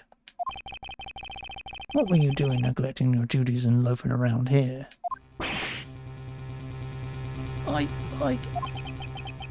Don't you dare give me some lame excuse like I found myself taking a walk. Sir, I really did take a walk, sir. You're a disgrace. How dare you take your pack obligations so lightly? Officer Meekins is looking extremely meek. Is he hiding something? Mr. Edgeworth, please, sir. Save me the way you did earlier, please, sir. Officer Meekins, please give us a detailed account of what happened. Sir, not you too.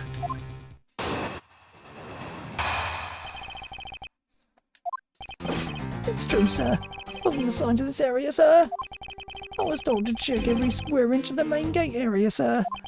I also went looking for the kidnappers while selling dreams in the Blue Badger Mobile, sir. But I got completely caught up in my role selling dreams to the children, sir. Before I knew it, I found myself here in this area, sir.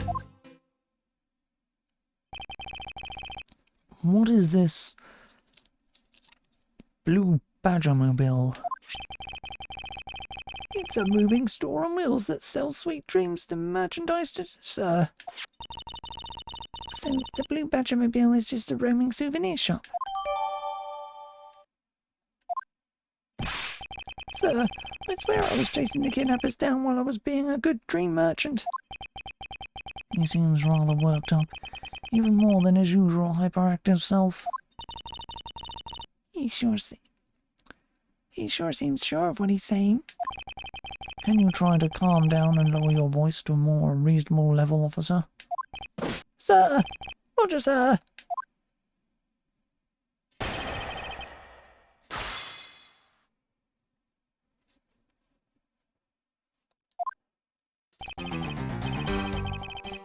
Hold it!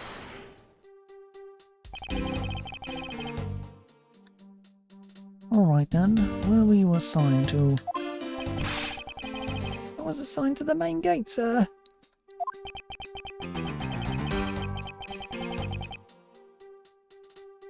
He must mean the area with the bridge and the outrageous fountain. Okay then, why are you here in the Wild West area? Wild West area, blah. It's because of a very deep reason, ma'am.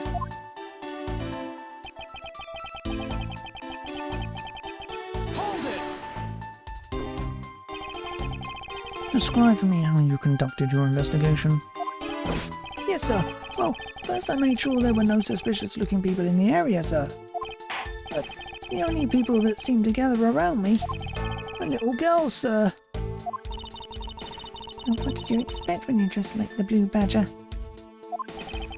I thought I had no choice at that point, sir, so...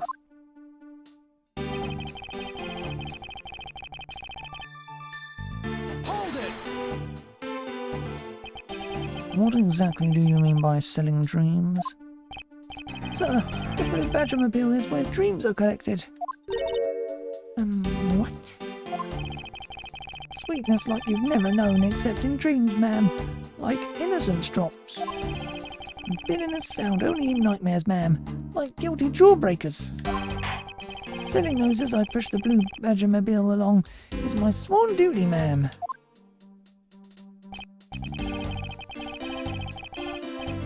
Hold it! You completely forgot to look for the kidnappers. Oh, sir. Of course not, sir. I would never do something like that, sir.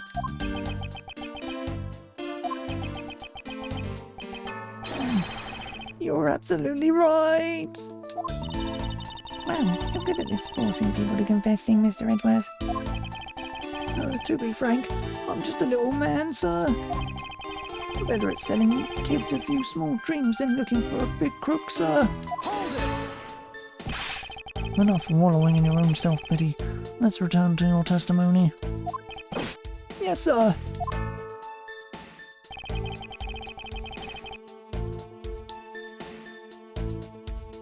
Hold it! How did you wind up all the way over here? I was in the middle of a sea of kids, sir. One of the kids decided to challenge me to a fight, sir. I had to run away from the children's painful drop kicks before I knew it. The good old drop kick. I dished out my fair share of those when I was a kid.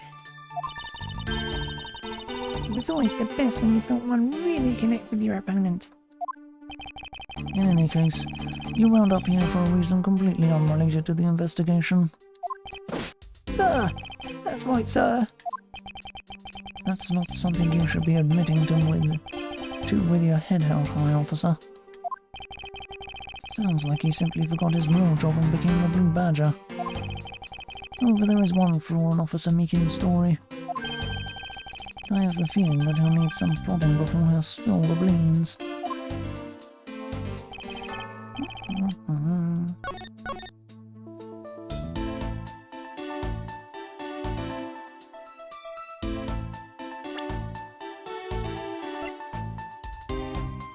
Objection!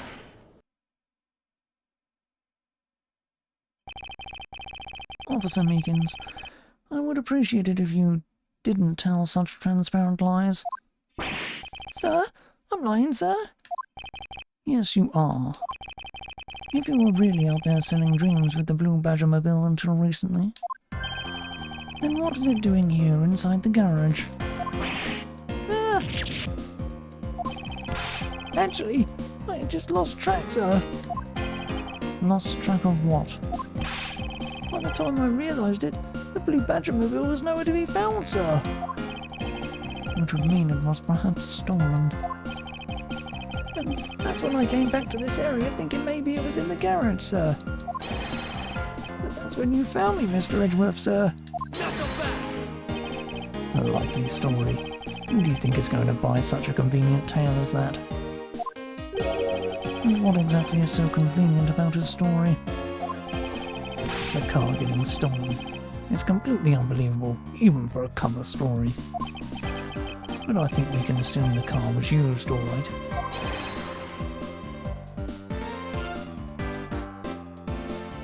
To move the dead body.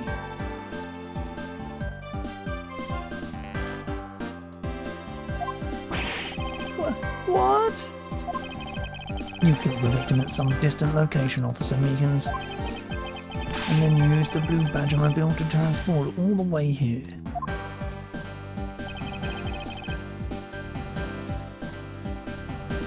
Now, you're coming with me. But it wasn't me! Sir! The killer, sir! It wasn't me, sir! Agent Lang, wait! What do you want now? We still don't know where the real scene of the crime is. You can't say we know all the facts of this case, let alone the truth. I told you. Truth, schmooth. I couldn't care less. Our job is to catch the crook. You'll find out your precious truth after we arrest this guy and take him in. That's the job of you prosecutors in your fancy courts with your logic. As for us, we don't have that kind of time to waste. You boorish buffoon.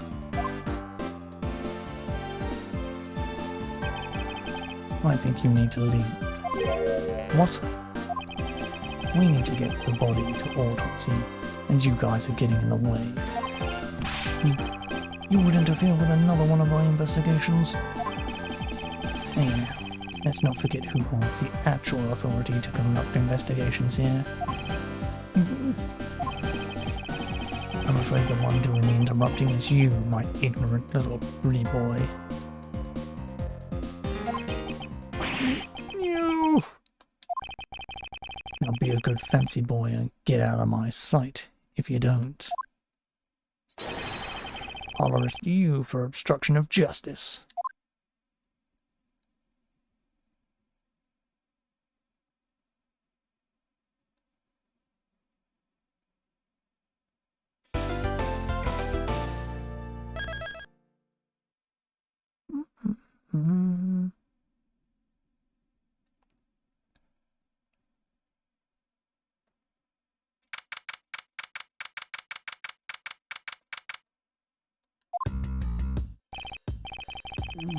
Chased out like a pair of peasants. Mr. Edgeworth, Yes, Kay? there's something you thieves should never steal. Do you know what that is?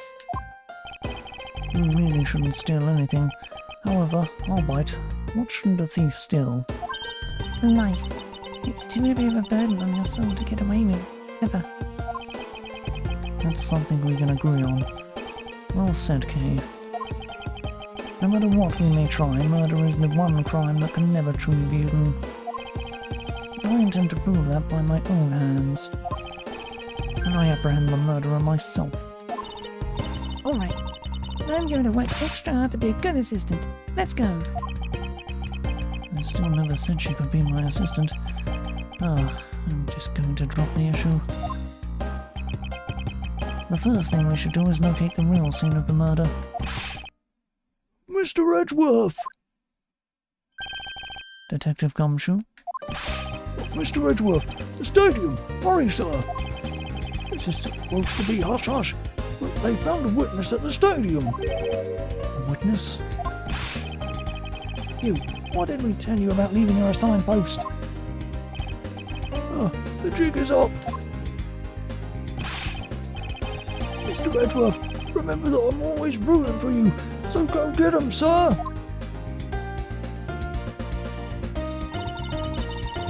Those detectives sure look like they're enjoying themselves. It's not all fun and games, Kay. Now then, let's head to the stadium and meet the... let's head to the stadium and meet this witness.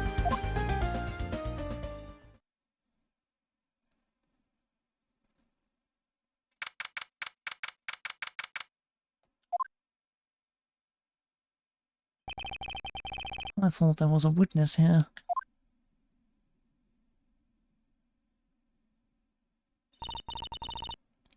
Yeah, I don't see anyone. Mr. Edgeworth? Long time no see. You are Miss Emma Skye, correct? This girl is the younger sister of my former superior, Lana Skye. 2 years ago, we stood in the same courtroom together as witness and prosecutor. And I thought she had gone to Europe to study forensics. Can't believe you remember me, Mr. Edgeworth. Of course I do. How have you been? You look to be in good spirits. Are you still studying abroad? You bet, more than anything, I want to investigate crime scenes scientifically. I've been studying non-stop every day to become a top-notch forensic scientist. It's spring break now, so I thought I'd come back for a bit. I see.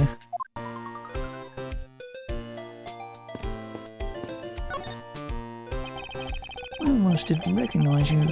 You've really grown in these past few years. Please don't tease me, Mr. Edgeworth. I know I still have a long way to go. I'm going to be a super forensic scientist someday, you'll see. You seem to know Mr. Edgeworth really well. Are you two acquaintances? Oh, I forgot to introduce myself. I'm Emma Skye. Nice to meet you. I'm studying abroad now to be a forensic scientist. How about you? Wow, that's a great dream. My name's Kay Faraday. And I'm dreaming to become an unstoppable great thief. Great thief? Don't think too hard on it, Emma. It's not worth the trouble. In any case, we have much to catch up on. You bet we do. So, why are you here, Emma? Well, I just happened to decide to come back home for spring break. And then I heard that you'd come back too, so I raced on over here. I really wanted to welcome you back at the airport, but I just missed you. And how exactly did you know I was here? Through the power of science, naturally. Never underestimate what science can do for you. I used these to track your footprints, and I followed them straight to you. This set is the greatest.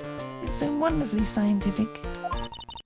You spray this chemical on the ground, and when you shine the special light on it, zing! The footprints light up like an electrified noble gas in a glass tube. It's almost like magic, scientifically speaking. Forensic science has never seemed more ominous to me than at this very moment. Emma, I'd like to ask you about what you witnessed. What are you talking about? Are you not the witness Detective Gumshoe told us about? Well, I did get a call from Detective Gumshoe earlier. He was practically yelling at me. Mr. Edgeworth needs your scientific doohickeys right now, pal, he said. What was that man thinking? Or rather, not thinking? So let me guess, there's been a murder, right? Yes, unfortunately there's a sudden glint in her eyes. But I need to keep my mind focused on the witness. Now where did that person go?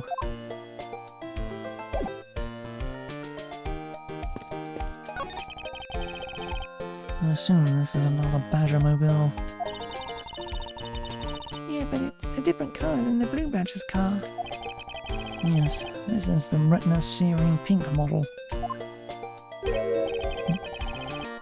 What's that off in the distance?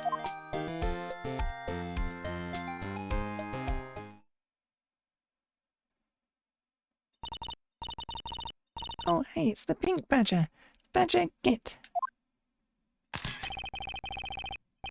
Badger, Badger, Badger, Badger.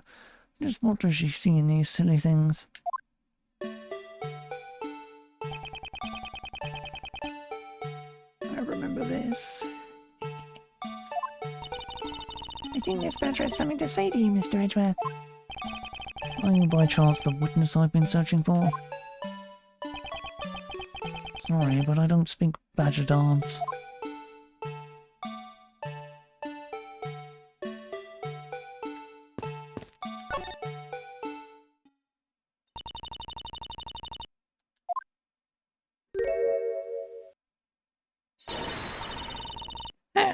I can't take being inside that stuffy head anymore. You're... No, why her? Why here? Why now? I first met this woman 3 years ago. She was a witness in one of my cases. She has since gone out of her way to pop up unexpectedly and cause me great grief. Edgy poo. Why can you understand what I was trying to tell you? I mean, really. I was trying so hard to keep the kids' dreams alive by staying in character.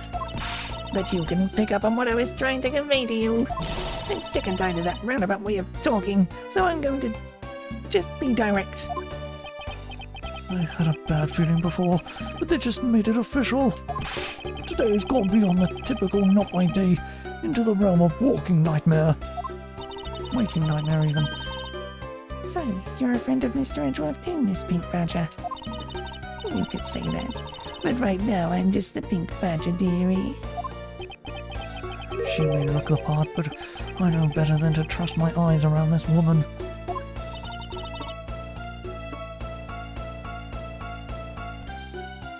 My name is Wendy, old bag.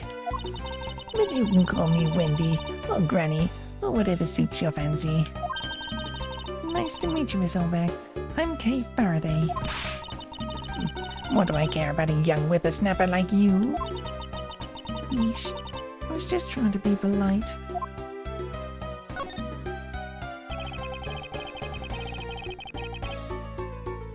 Weren't you a security guard at one of the great Gatewater hotels the last time we met? I go where I'm needed. I'm very good at what I do, unlike the youth of today. I get called in all the time to fit in when there aren't enough hands. But enough about me, Edgy Poo. I'm thoroughly dejected right now. I finally get the chance to see you again, and here you are, talking with two young girls. Men are all the same.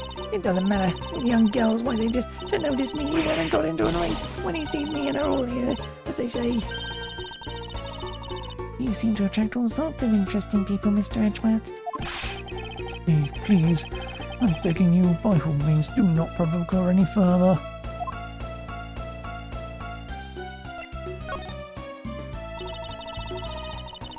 Are you forgetting about something, Mr. Edgeworth? This person could be the witness. Honestly, I hope she isn't. But I don't think fate is going to be so kind today. I saw what happened. I even saw the exact moment it happened. How's that? So it's true. She is the witness. I don't suppose I can afford to ignore the old bag.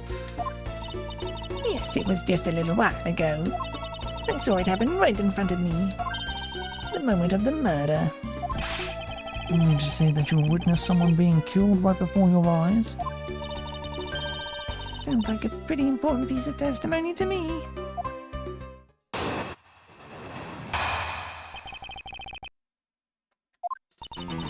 I came to the stadium to take a short break.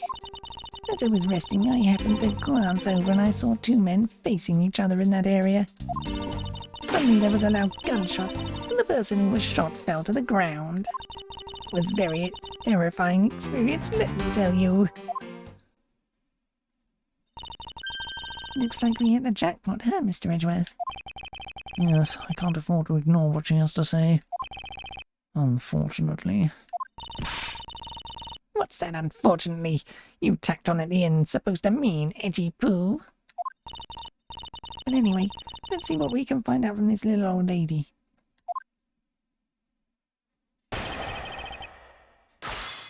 Hold it!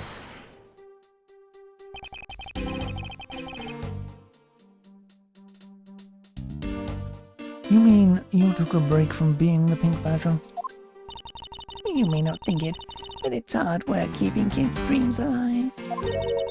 You smell of sweat, your hip creaks with pain, you even begin to dream about work. That's the kind of story that would scar a child for life, you know. Well, that's why I chose to come take my break here, whippersnapper. I don't plan on playing the part of the dead badger in front of a bunch of kids. So, what did you see while you and the Pink Badger were resting? Oh yes, that. Well...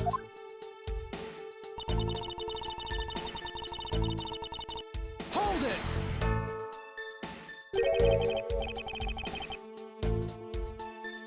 You saw two men.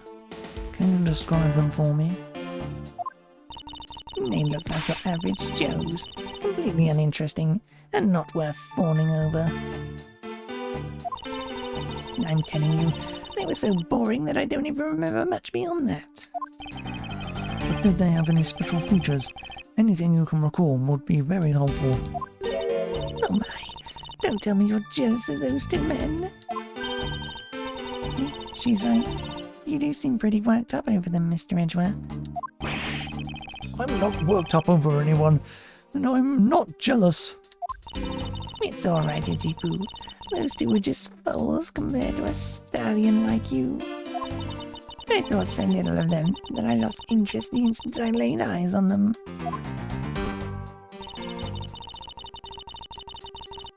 Hold it! No claiming to have seen the exact moment in which the murder took place. Absolutely. That gun made a terrible racket when it was fired. You didn't try to go help the person that got shot? I'm only one person, you smart aleck, you brat. What could I have done? But I took off as soon as I could to find someone who could help. Two men, one bullet. It's all consistent with what we found out from the body. Sadly, there wasn't exactly a lot of new information to go on in your testimony. Well, if I saw the guy again, I'm sure I could identify him for you. I mean, how do you expect me to remember anything without something to jog my memory? Self-centered, aren't we? While it was somewhat useful, her testimony also presents us with a new problem. Mr. Edgeworth? Yes? So, about this new problem. What is that giant grin on your face for? Do you want me to show you something really nice? No, thank you. Don't be so mean. I swear it's something you're going to like. What is that gadget you're holding? What you see before you is the secret weapon of a great thief. I should have known it would be worthless. Don't be like that. Ahem. What do you think now? What is it doing? It's projecting something into the air. I'm going to input the necessary information to run the simulation now. Once I'm done, I'll increase the size of the projection to its maximum size. Dark skies of evening, when no other bird dares take wings, one alone remains all-seeing. Now witness the true power of a real modern-day Robin Hood.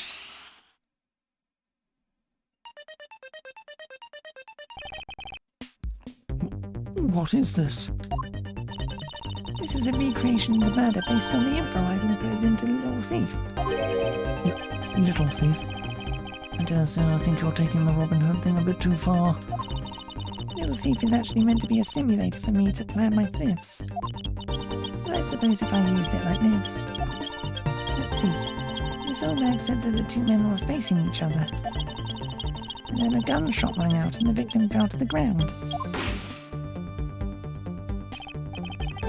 Well, so with this we can expect the crime scene as it was in the past. See? So, what do you think? I have to say I'm impressed by the technology thieves have access to these days. Well, it is the super secret weapon of the mighty Atagarasu. Indeed. Oh, but there isn't enough information or something is out of place. The recreation could come out a little strange. In other words, I can use this to authenticate the validity of a witness's testimony. You got it. You really catch on quick, Mr. Edgeworth. Right, now this simulation is a recreation of what that witness's testimony. Yeah. So for now I should re-examine everything. And if I find anything illogical or strange, I can then ask for clarification. Feel free to examine anything in this simulation in the way you always do. You can even present evidence when you find a contradiction. If you find something, I've got a Little Thief with me, so you just let me know, okay?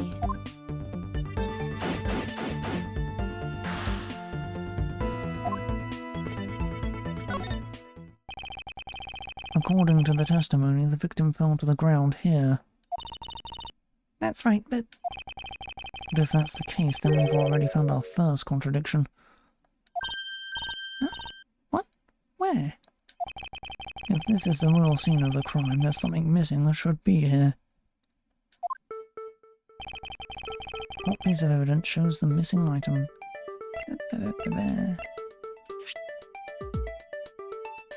Take that! This is the contradiction. Is something wrong with my recreation? If this is the real scene of the crime, something specific should be here. If you think back, how did we deduce that the other crime scene was not the real one? Oh, I get what's missing now. There's no blood on the ground here either, right? Right. The fact that there is no blood here casts doubt on the witness's testimony. Nedgy Pooh! How can you doubt me like that?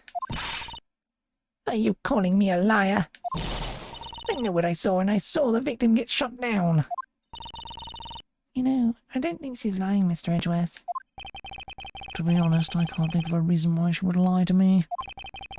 In that case, maybe there is another explanation for the distinct lack of blood.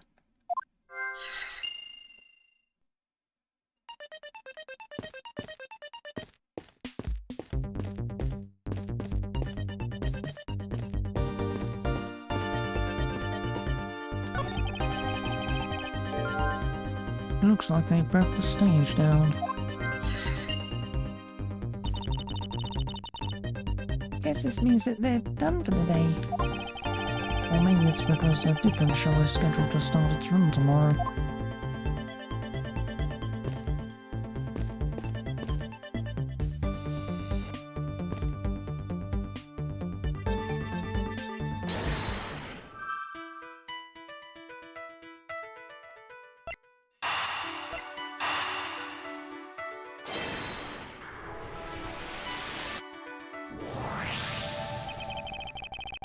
Is it possible that the victim was wearing a costume? So you really think that Mr. Deacon was one of the kidnappers? I think we can reasonably assume that there is a very good chance that he was. And that if he was shot while he was inside one of those stolen costumes... And Mr. Deacon's blood would be inside the costume instead of on the ground. Precisely. Now, if only we could prove that the victim was wearing a costume. You'd think it would be pretty easy if we could find some footprints. The problem is finding them, since there doesn't seem to be any around. Footprints, huh? I wonder how we can go about finding some of those.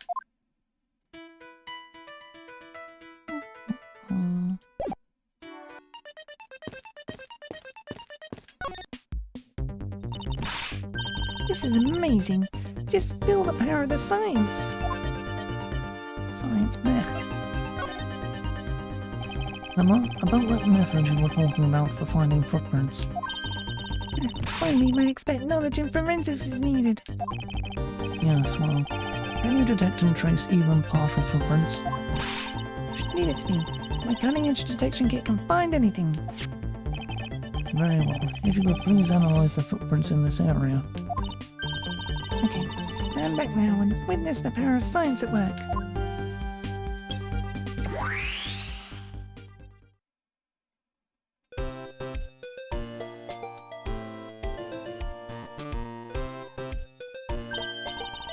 Hey, found something. Look right here. Right there. Left. I don't see anything. Oh, that's right. Here, put these special glasses on, Mr. Edgeworth.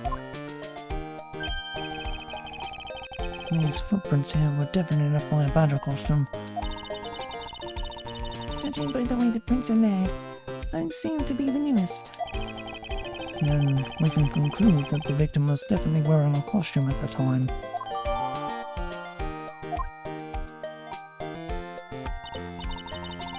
Okay, in that case I'll update Little Thief's simulation parameters. Can't wait to see what we find out from this new info.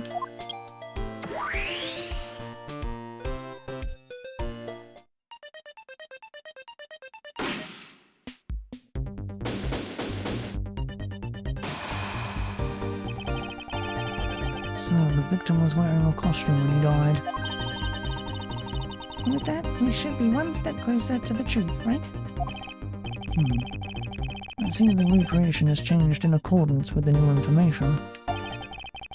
We may be closer, but now something else has caught my attention.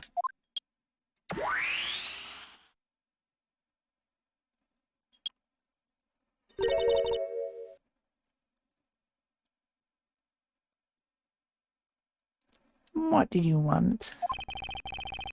Your testimony, naturally. I'd like to hear it one more time, if you please.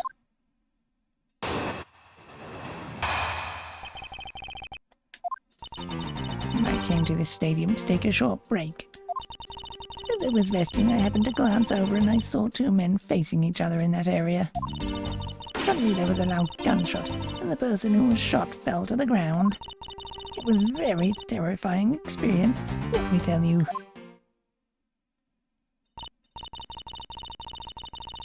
So, does this mean that Miss Oldbank's testimony has a contradiction in it?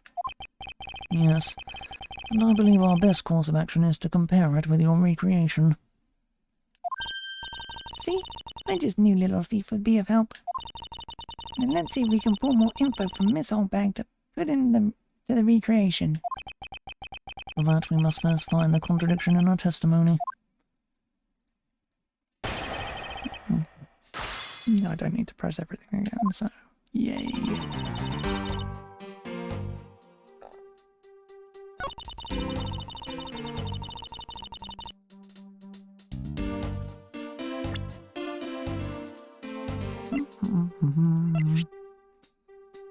Objection!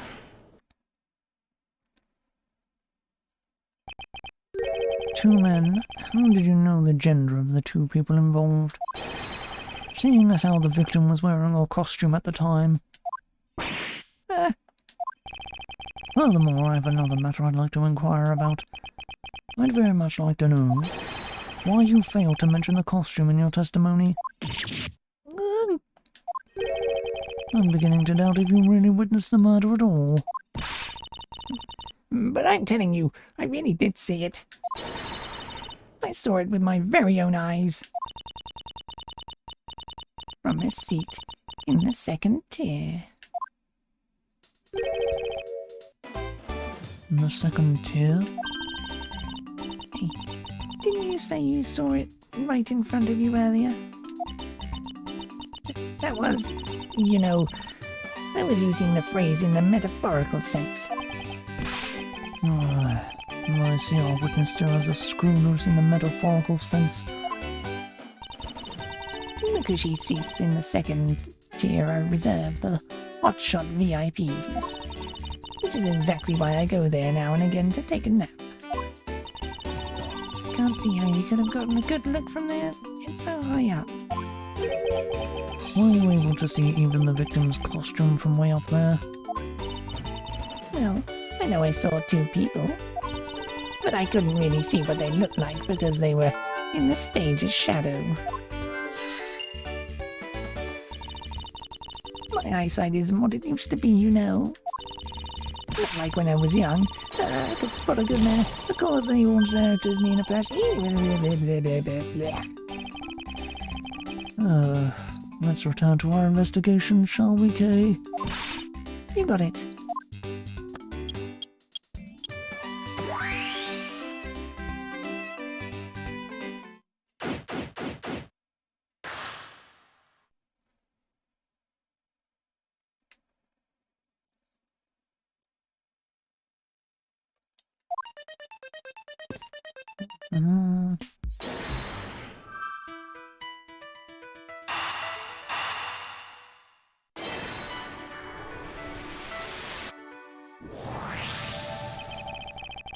If that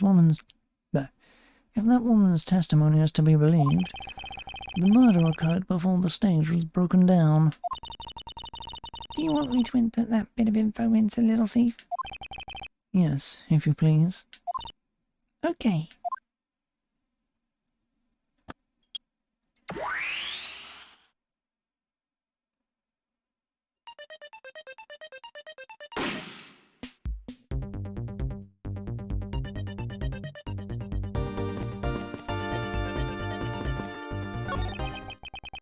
There is clearly a contradiction here. Please stop stealing my lines. Oh, come on. It wasn't that hard to see it coming, even for a layman like me. I suppose.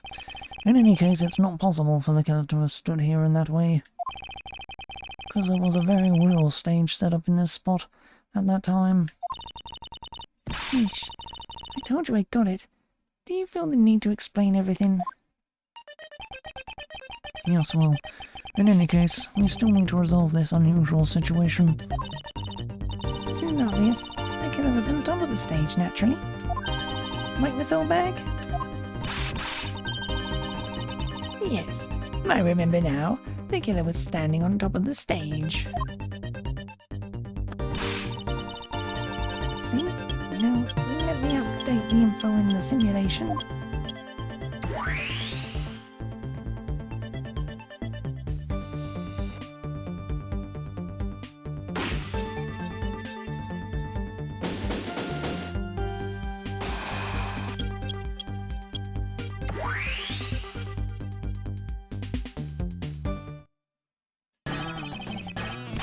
Well, what have we here? A bunch of hooligans running amok, I see.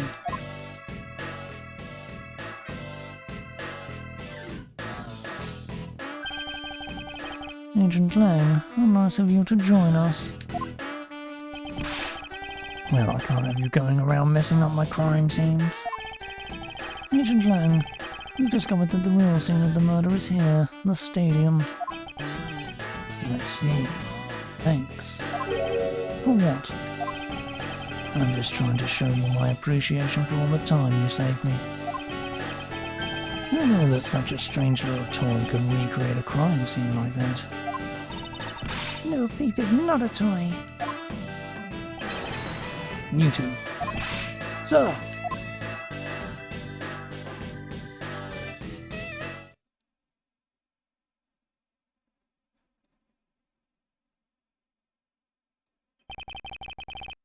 And there you have it. You see, big boys like me don't need silly toys, little girl. Now this is a recreation. So what? Do you still intend to assert that Officer Meekins is the killer? Of course. Even knowing that the crime took place here doesn't let him off the hook.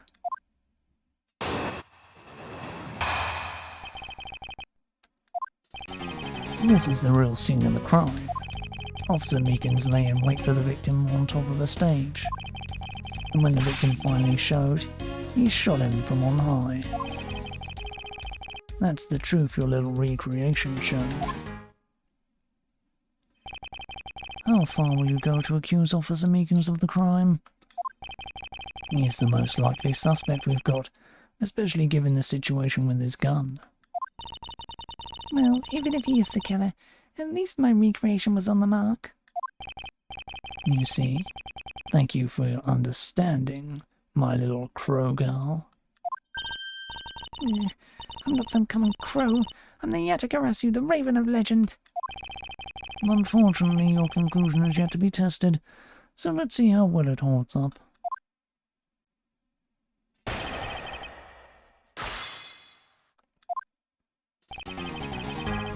Hold it! Looks like we found the real crime scene first. Brag all you want, but we don't have all that free time, unlike the two of you. You know what you remind me of? A dog licking his wounds is his whimper's own. Well, I guess I should be thankful for all the time you saved me. GG. That's how we say thanks in my country. You're welcome. I hope you realise we didn't do all this for him. But I'm here now, so I'll be taking over. As I was saying, this country is... There, this is where the crime took place. Hold it! Lying in wait. How did Officer Meekins even know the victim was going to come here? Simple. He was investigating the kidnappers, right? And while he was doing so, he came to understand the victim, Mr. Deacon's movements. Objection! And why would the good officer want to ambush and kill the kidnapper? Knuckle back! You mean his motive? Who knows and who cares? You can find that out for yourself when you talk to him in jail. You have no respect for the order of law. Don't get me wrong, but I need more than there's no motive to convince me otherwise. He's right. The lack of a motive is a rather weak argument by itself. So the officer lay in wait on top of the stage. Hold it! So you agree with how our recreation turned out? Like I said, I'm grateful that you were able to save me some time. Alright, but we still don't know why he chose to wait on top of the stage. Who cares? Maybe he wanted to become the Blue Badger. He used to say he didn't see the stage and decided to put on a stage show of his own. Or maybe there's a completely different reason. What does it matter? It still doesn't change the fact that Officer Meekins stood up on that stage and shot the victim on the ground below.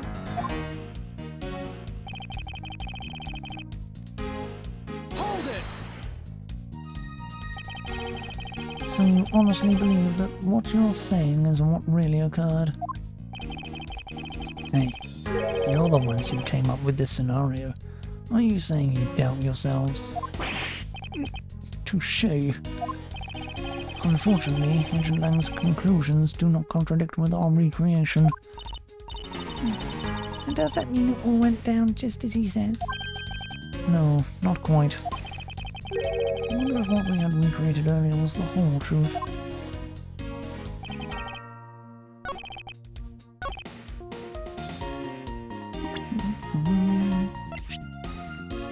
Objection! I'm terribly sorry, Agent Lang. I should have warned you that our recreation is incomplete. You cut in quite unexpectedly after all. What's that supposed to mean? You said that the victim was shot by the killer from up above, correct? I hate to break it to you, but that's not possible. Why not? recall Mr. Deacon's body, specifically where the gunshot wounds were located. Actually, I didn't get that good of a look. Oh, well then. The bullet entered Mr. Deacon in his abdominal region and exited his right shoulder. This is more consistent with an angled shot from beneath the victim. Then, Yes, a recreation had the victim being shot at an angle from above. a clear contradiction. You're discounting your own conclusions. No. This is one point. This one point is the only flaw. This was the mistaken parameter in our recreation. Yes, the locations of the killer and the victim were wrong. Ah, I get it. I see what you're trying to say. I believe that the killer and the victim were standing opposite to what we initially thought. It was the victim who was on top of the stage as he was being shot by the killer.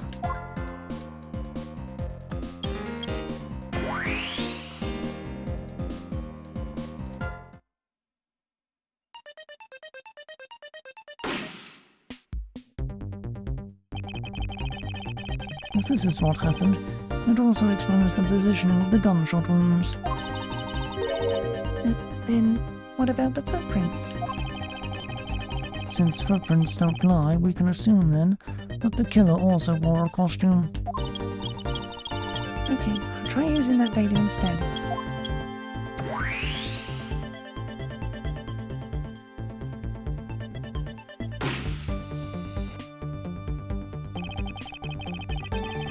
Judging by the fact that both the killer and the victim were wearing costumes, I'd say it was a killing between the two kidnappers. That would be the most natural conclusion. Wouldn't you agree, Agent Lang?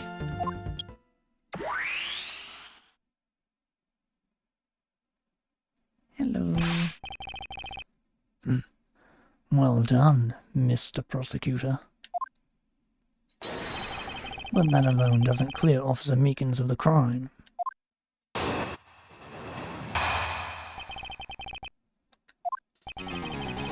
I ask that you take another good look at the tyre marks over there. The 3 marks are indicative of the blue Badgermobile. That story Officer Meekins told about that shop on wheels getting stolen was just a lie. He drove the blue Badgermobile here and committed the murder. Then he used the car to move the body to the garage in the Wild Wild West area. You believe he moved the body with the car? That's right. It was Officer Meekins himself who pointed us to the way he did it. The 3-tired tread marks are very telling, however. Is the blue Badgermobile the only thing capable of creating such a pattern?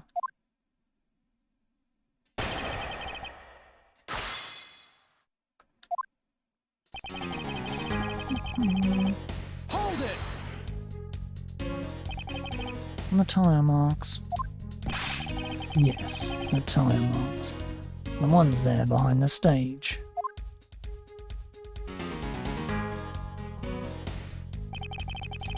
They were hidden up until now by the various pieces of stage equipment. As for when they were made, they must have been made after the rain had begun to fall, correct? Yes, and probably around the same time as when the killer's footprints were made. The tyres on that blue Badgermobile probably got pretty muddy because of that. I say it's the blue Badgermobile because, well, that's pretty obvious too. Hold it! 3 tyre marks. I have to agree that the blue Badgermobile has 3 tyres. Of course, the only thing in this park that could make those marks is that roving shop. Objection! Are you forgetting that there are in fact 3 of them?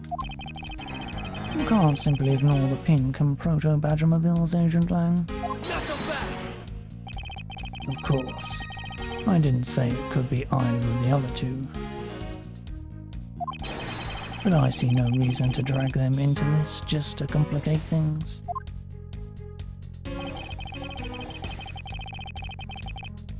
Hold it! Of course, you have some sort of proof that it was all a lie, correct? Of course not. Well, that was blunt. But suppose it is a lie. It would explain a lot of things, like his movements and his whereabouts. Hold it!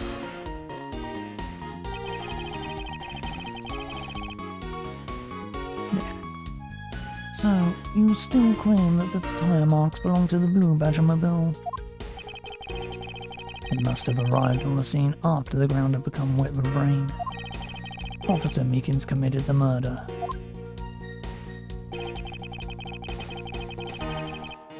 Hold it! Besides the Blue Badger-mobile, there are other ways the body could have been moved. Knuckle back! Recall what the Wild Wild West area looked like. Only the Blue Badger-mobile and Mr. Deacon's body were in the garage. I'd say that's proof. I suppose if one were to look at that place, that would be the only logical conclusion. However, my experience tells me that the truth is usually not so easily found. There's some sort of problem with Agent Lang's statement with regard to that scene. Looks like the only thing that car was selling was death, not dreams. Only if what Agent Lang believes turns out to be true. The three-tired tread marks are very telling, however. Is the Blue Badger-mobile the only thing capable of creating such a pattern?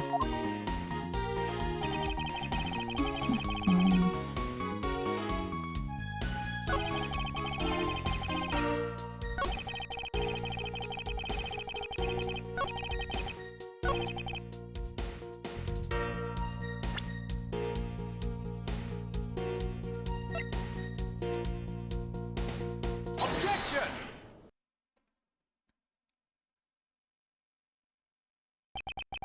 Sorry, Agent Lang, but that's an impossible tale. And why is that? Those tyre marks could not have been left by Officer Meekins' Blue Badger-mobile. One look at the car would have told you so. What proves that the Blue Badger-mobile had never been to this stadium? Take that! Take a good look at the tyres.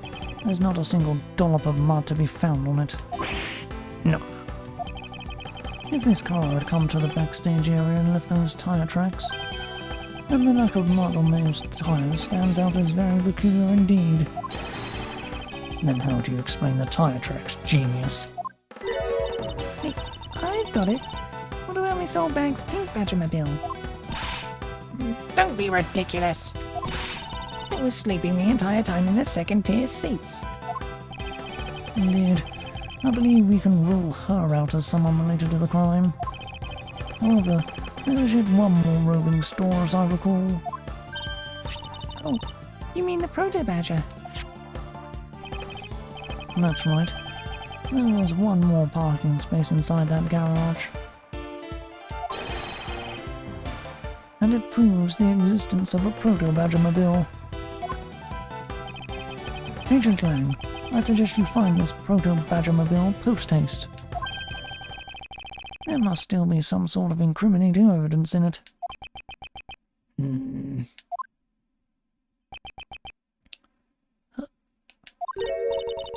Hey, did you hear something? Help!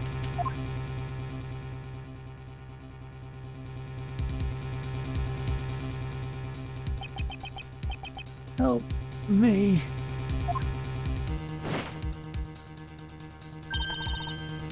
Are you alright? Well, this is something. Looks like we found our kidnapping victim. Where were you all this time? Well, west with kidnappers. He was in the room next to the one I was holding. Ran away using underground. And got lost. Kidnappers. What is it? Can't understand what you're trying to say. The kidnappers escaped wearing costumes. Did you see the faces of your kidnappers? No, I didn't see their faces. But two. One was a woman. A woman? Quite an important piece of testimony. Hey, what are you guys doing? Stop standing there and get your cops on this already. I'll even let you guys have what the kid said just now. Consider it a gift.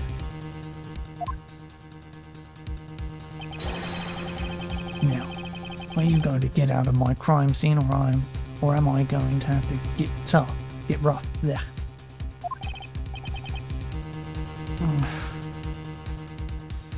Again? You're nothing but a big bully. Come on, Mr. Edgeworth, let's go. Oh, no, not you.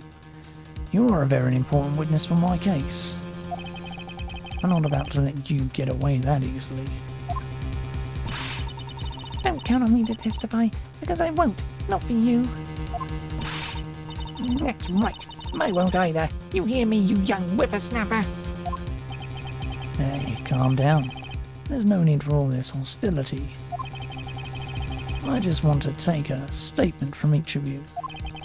I'm not going to rough iron. There. I'm not going to rough either of you up. I give you my word. Come now, fair maidens. What do you say? Will you cooperate? Oh, fair maidens. My, you little rascal. You sure know the way into a woman's heart. Lang Shi says, the passage of time is but a fleeting moment, and a lady is young forever. You're trying to outdo my edgy poo with your fancy schmancy sayings. Let's get this over with. So we're clear, I'm only interested in giving you my statement. Sure, just as soon as Mr. Prosecutor leaves us be. Mr. Edgeworth?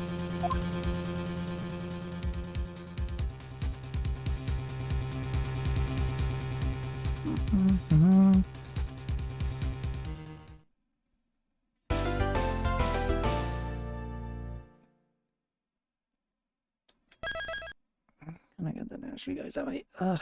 Right.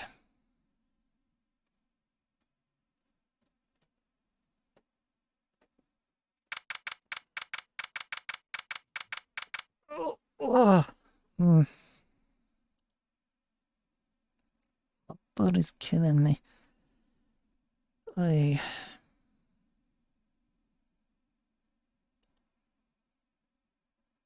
really need more time to do these things. Anyway, that will have to be all for now. Since one, today is a Sunday, and two, my voice. Anyway, I'll be back tomorrow. Probably be doing a double stream tomorrow, finishing this case and then starting the next one. Who knows? But anyway, for now, bye.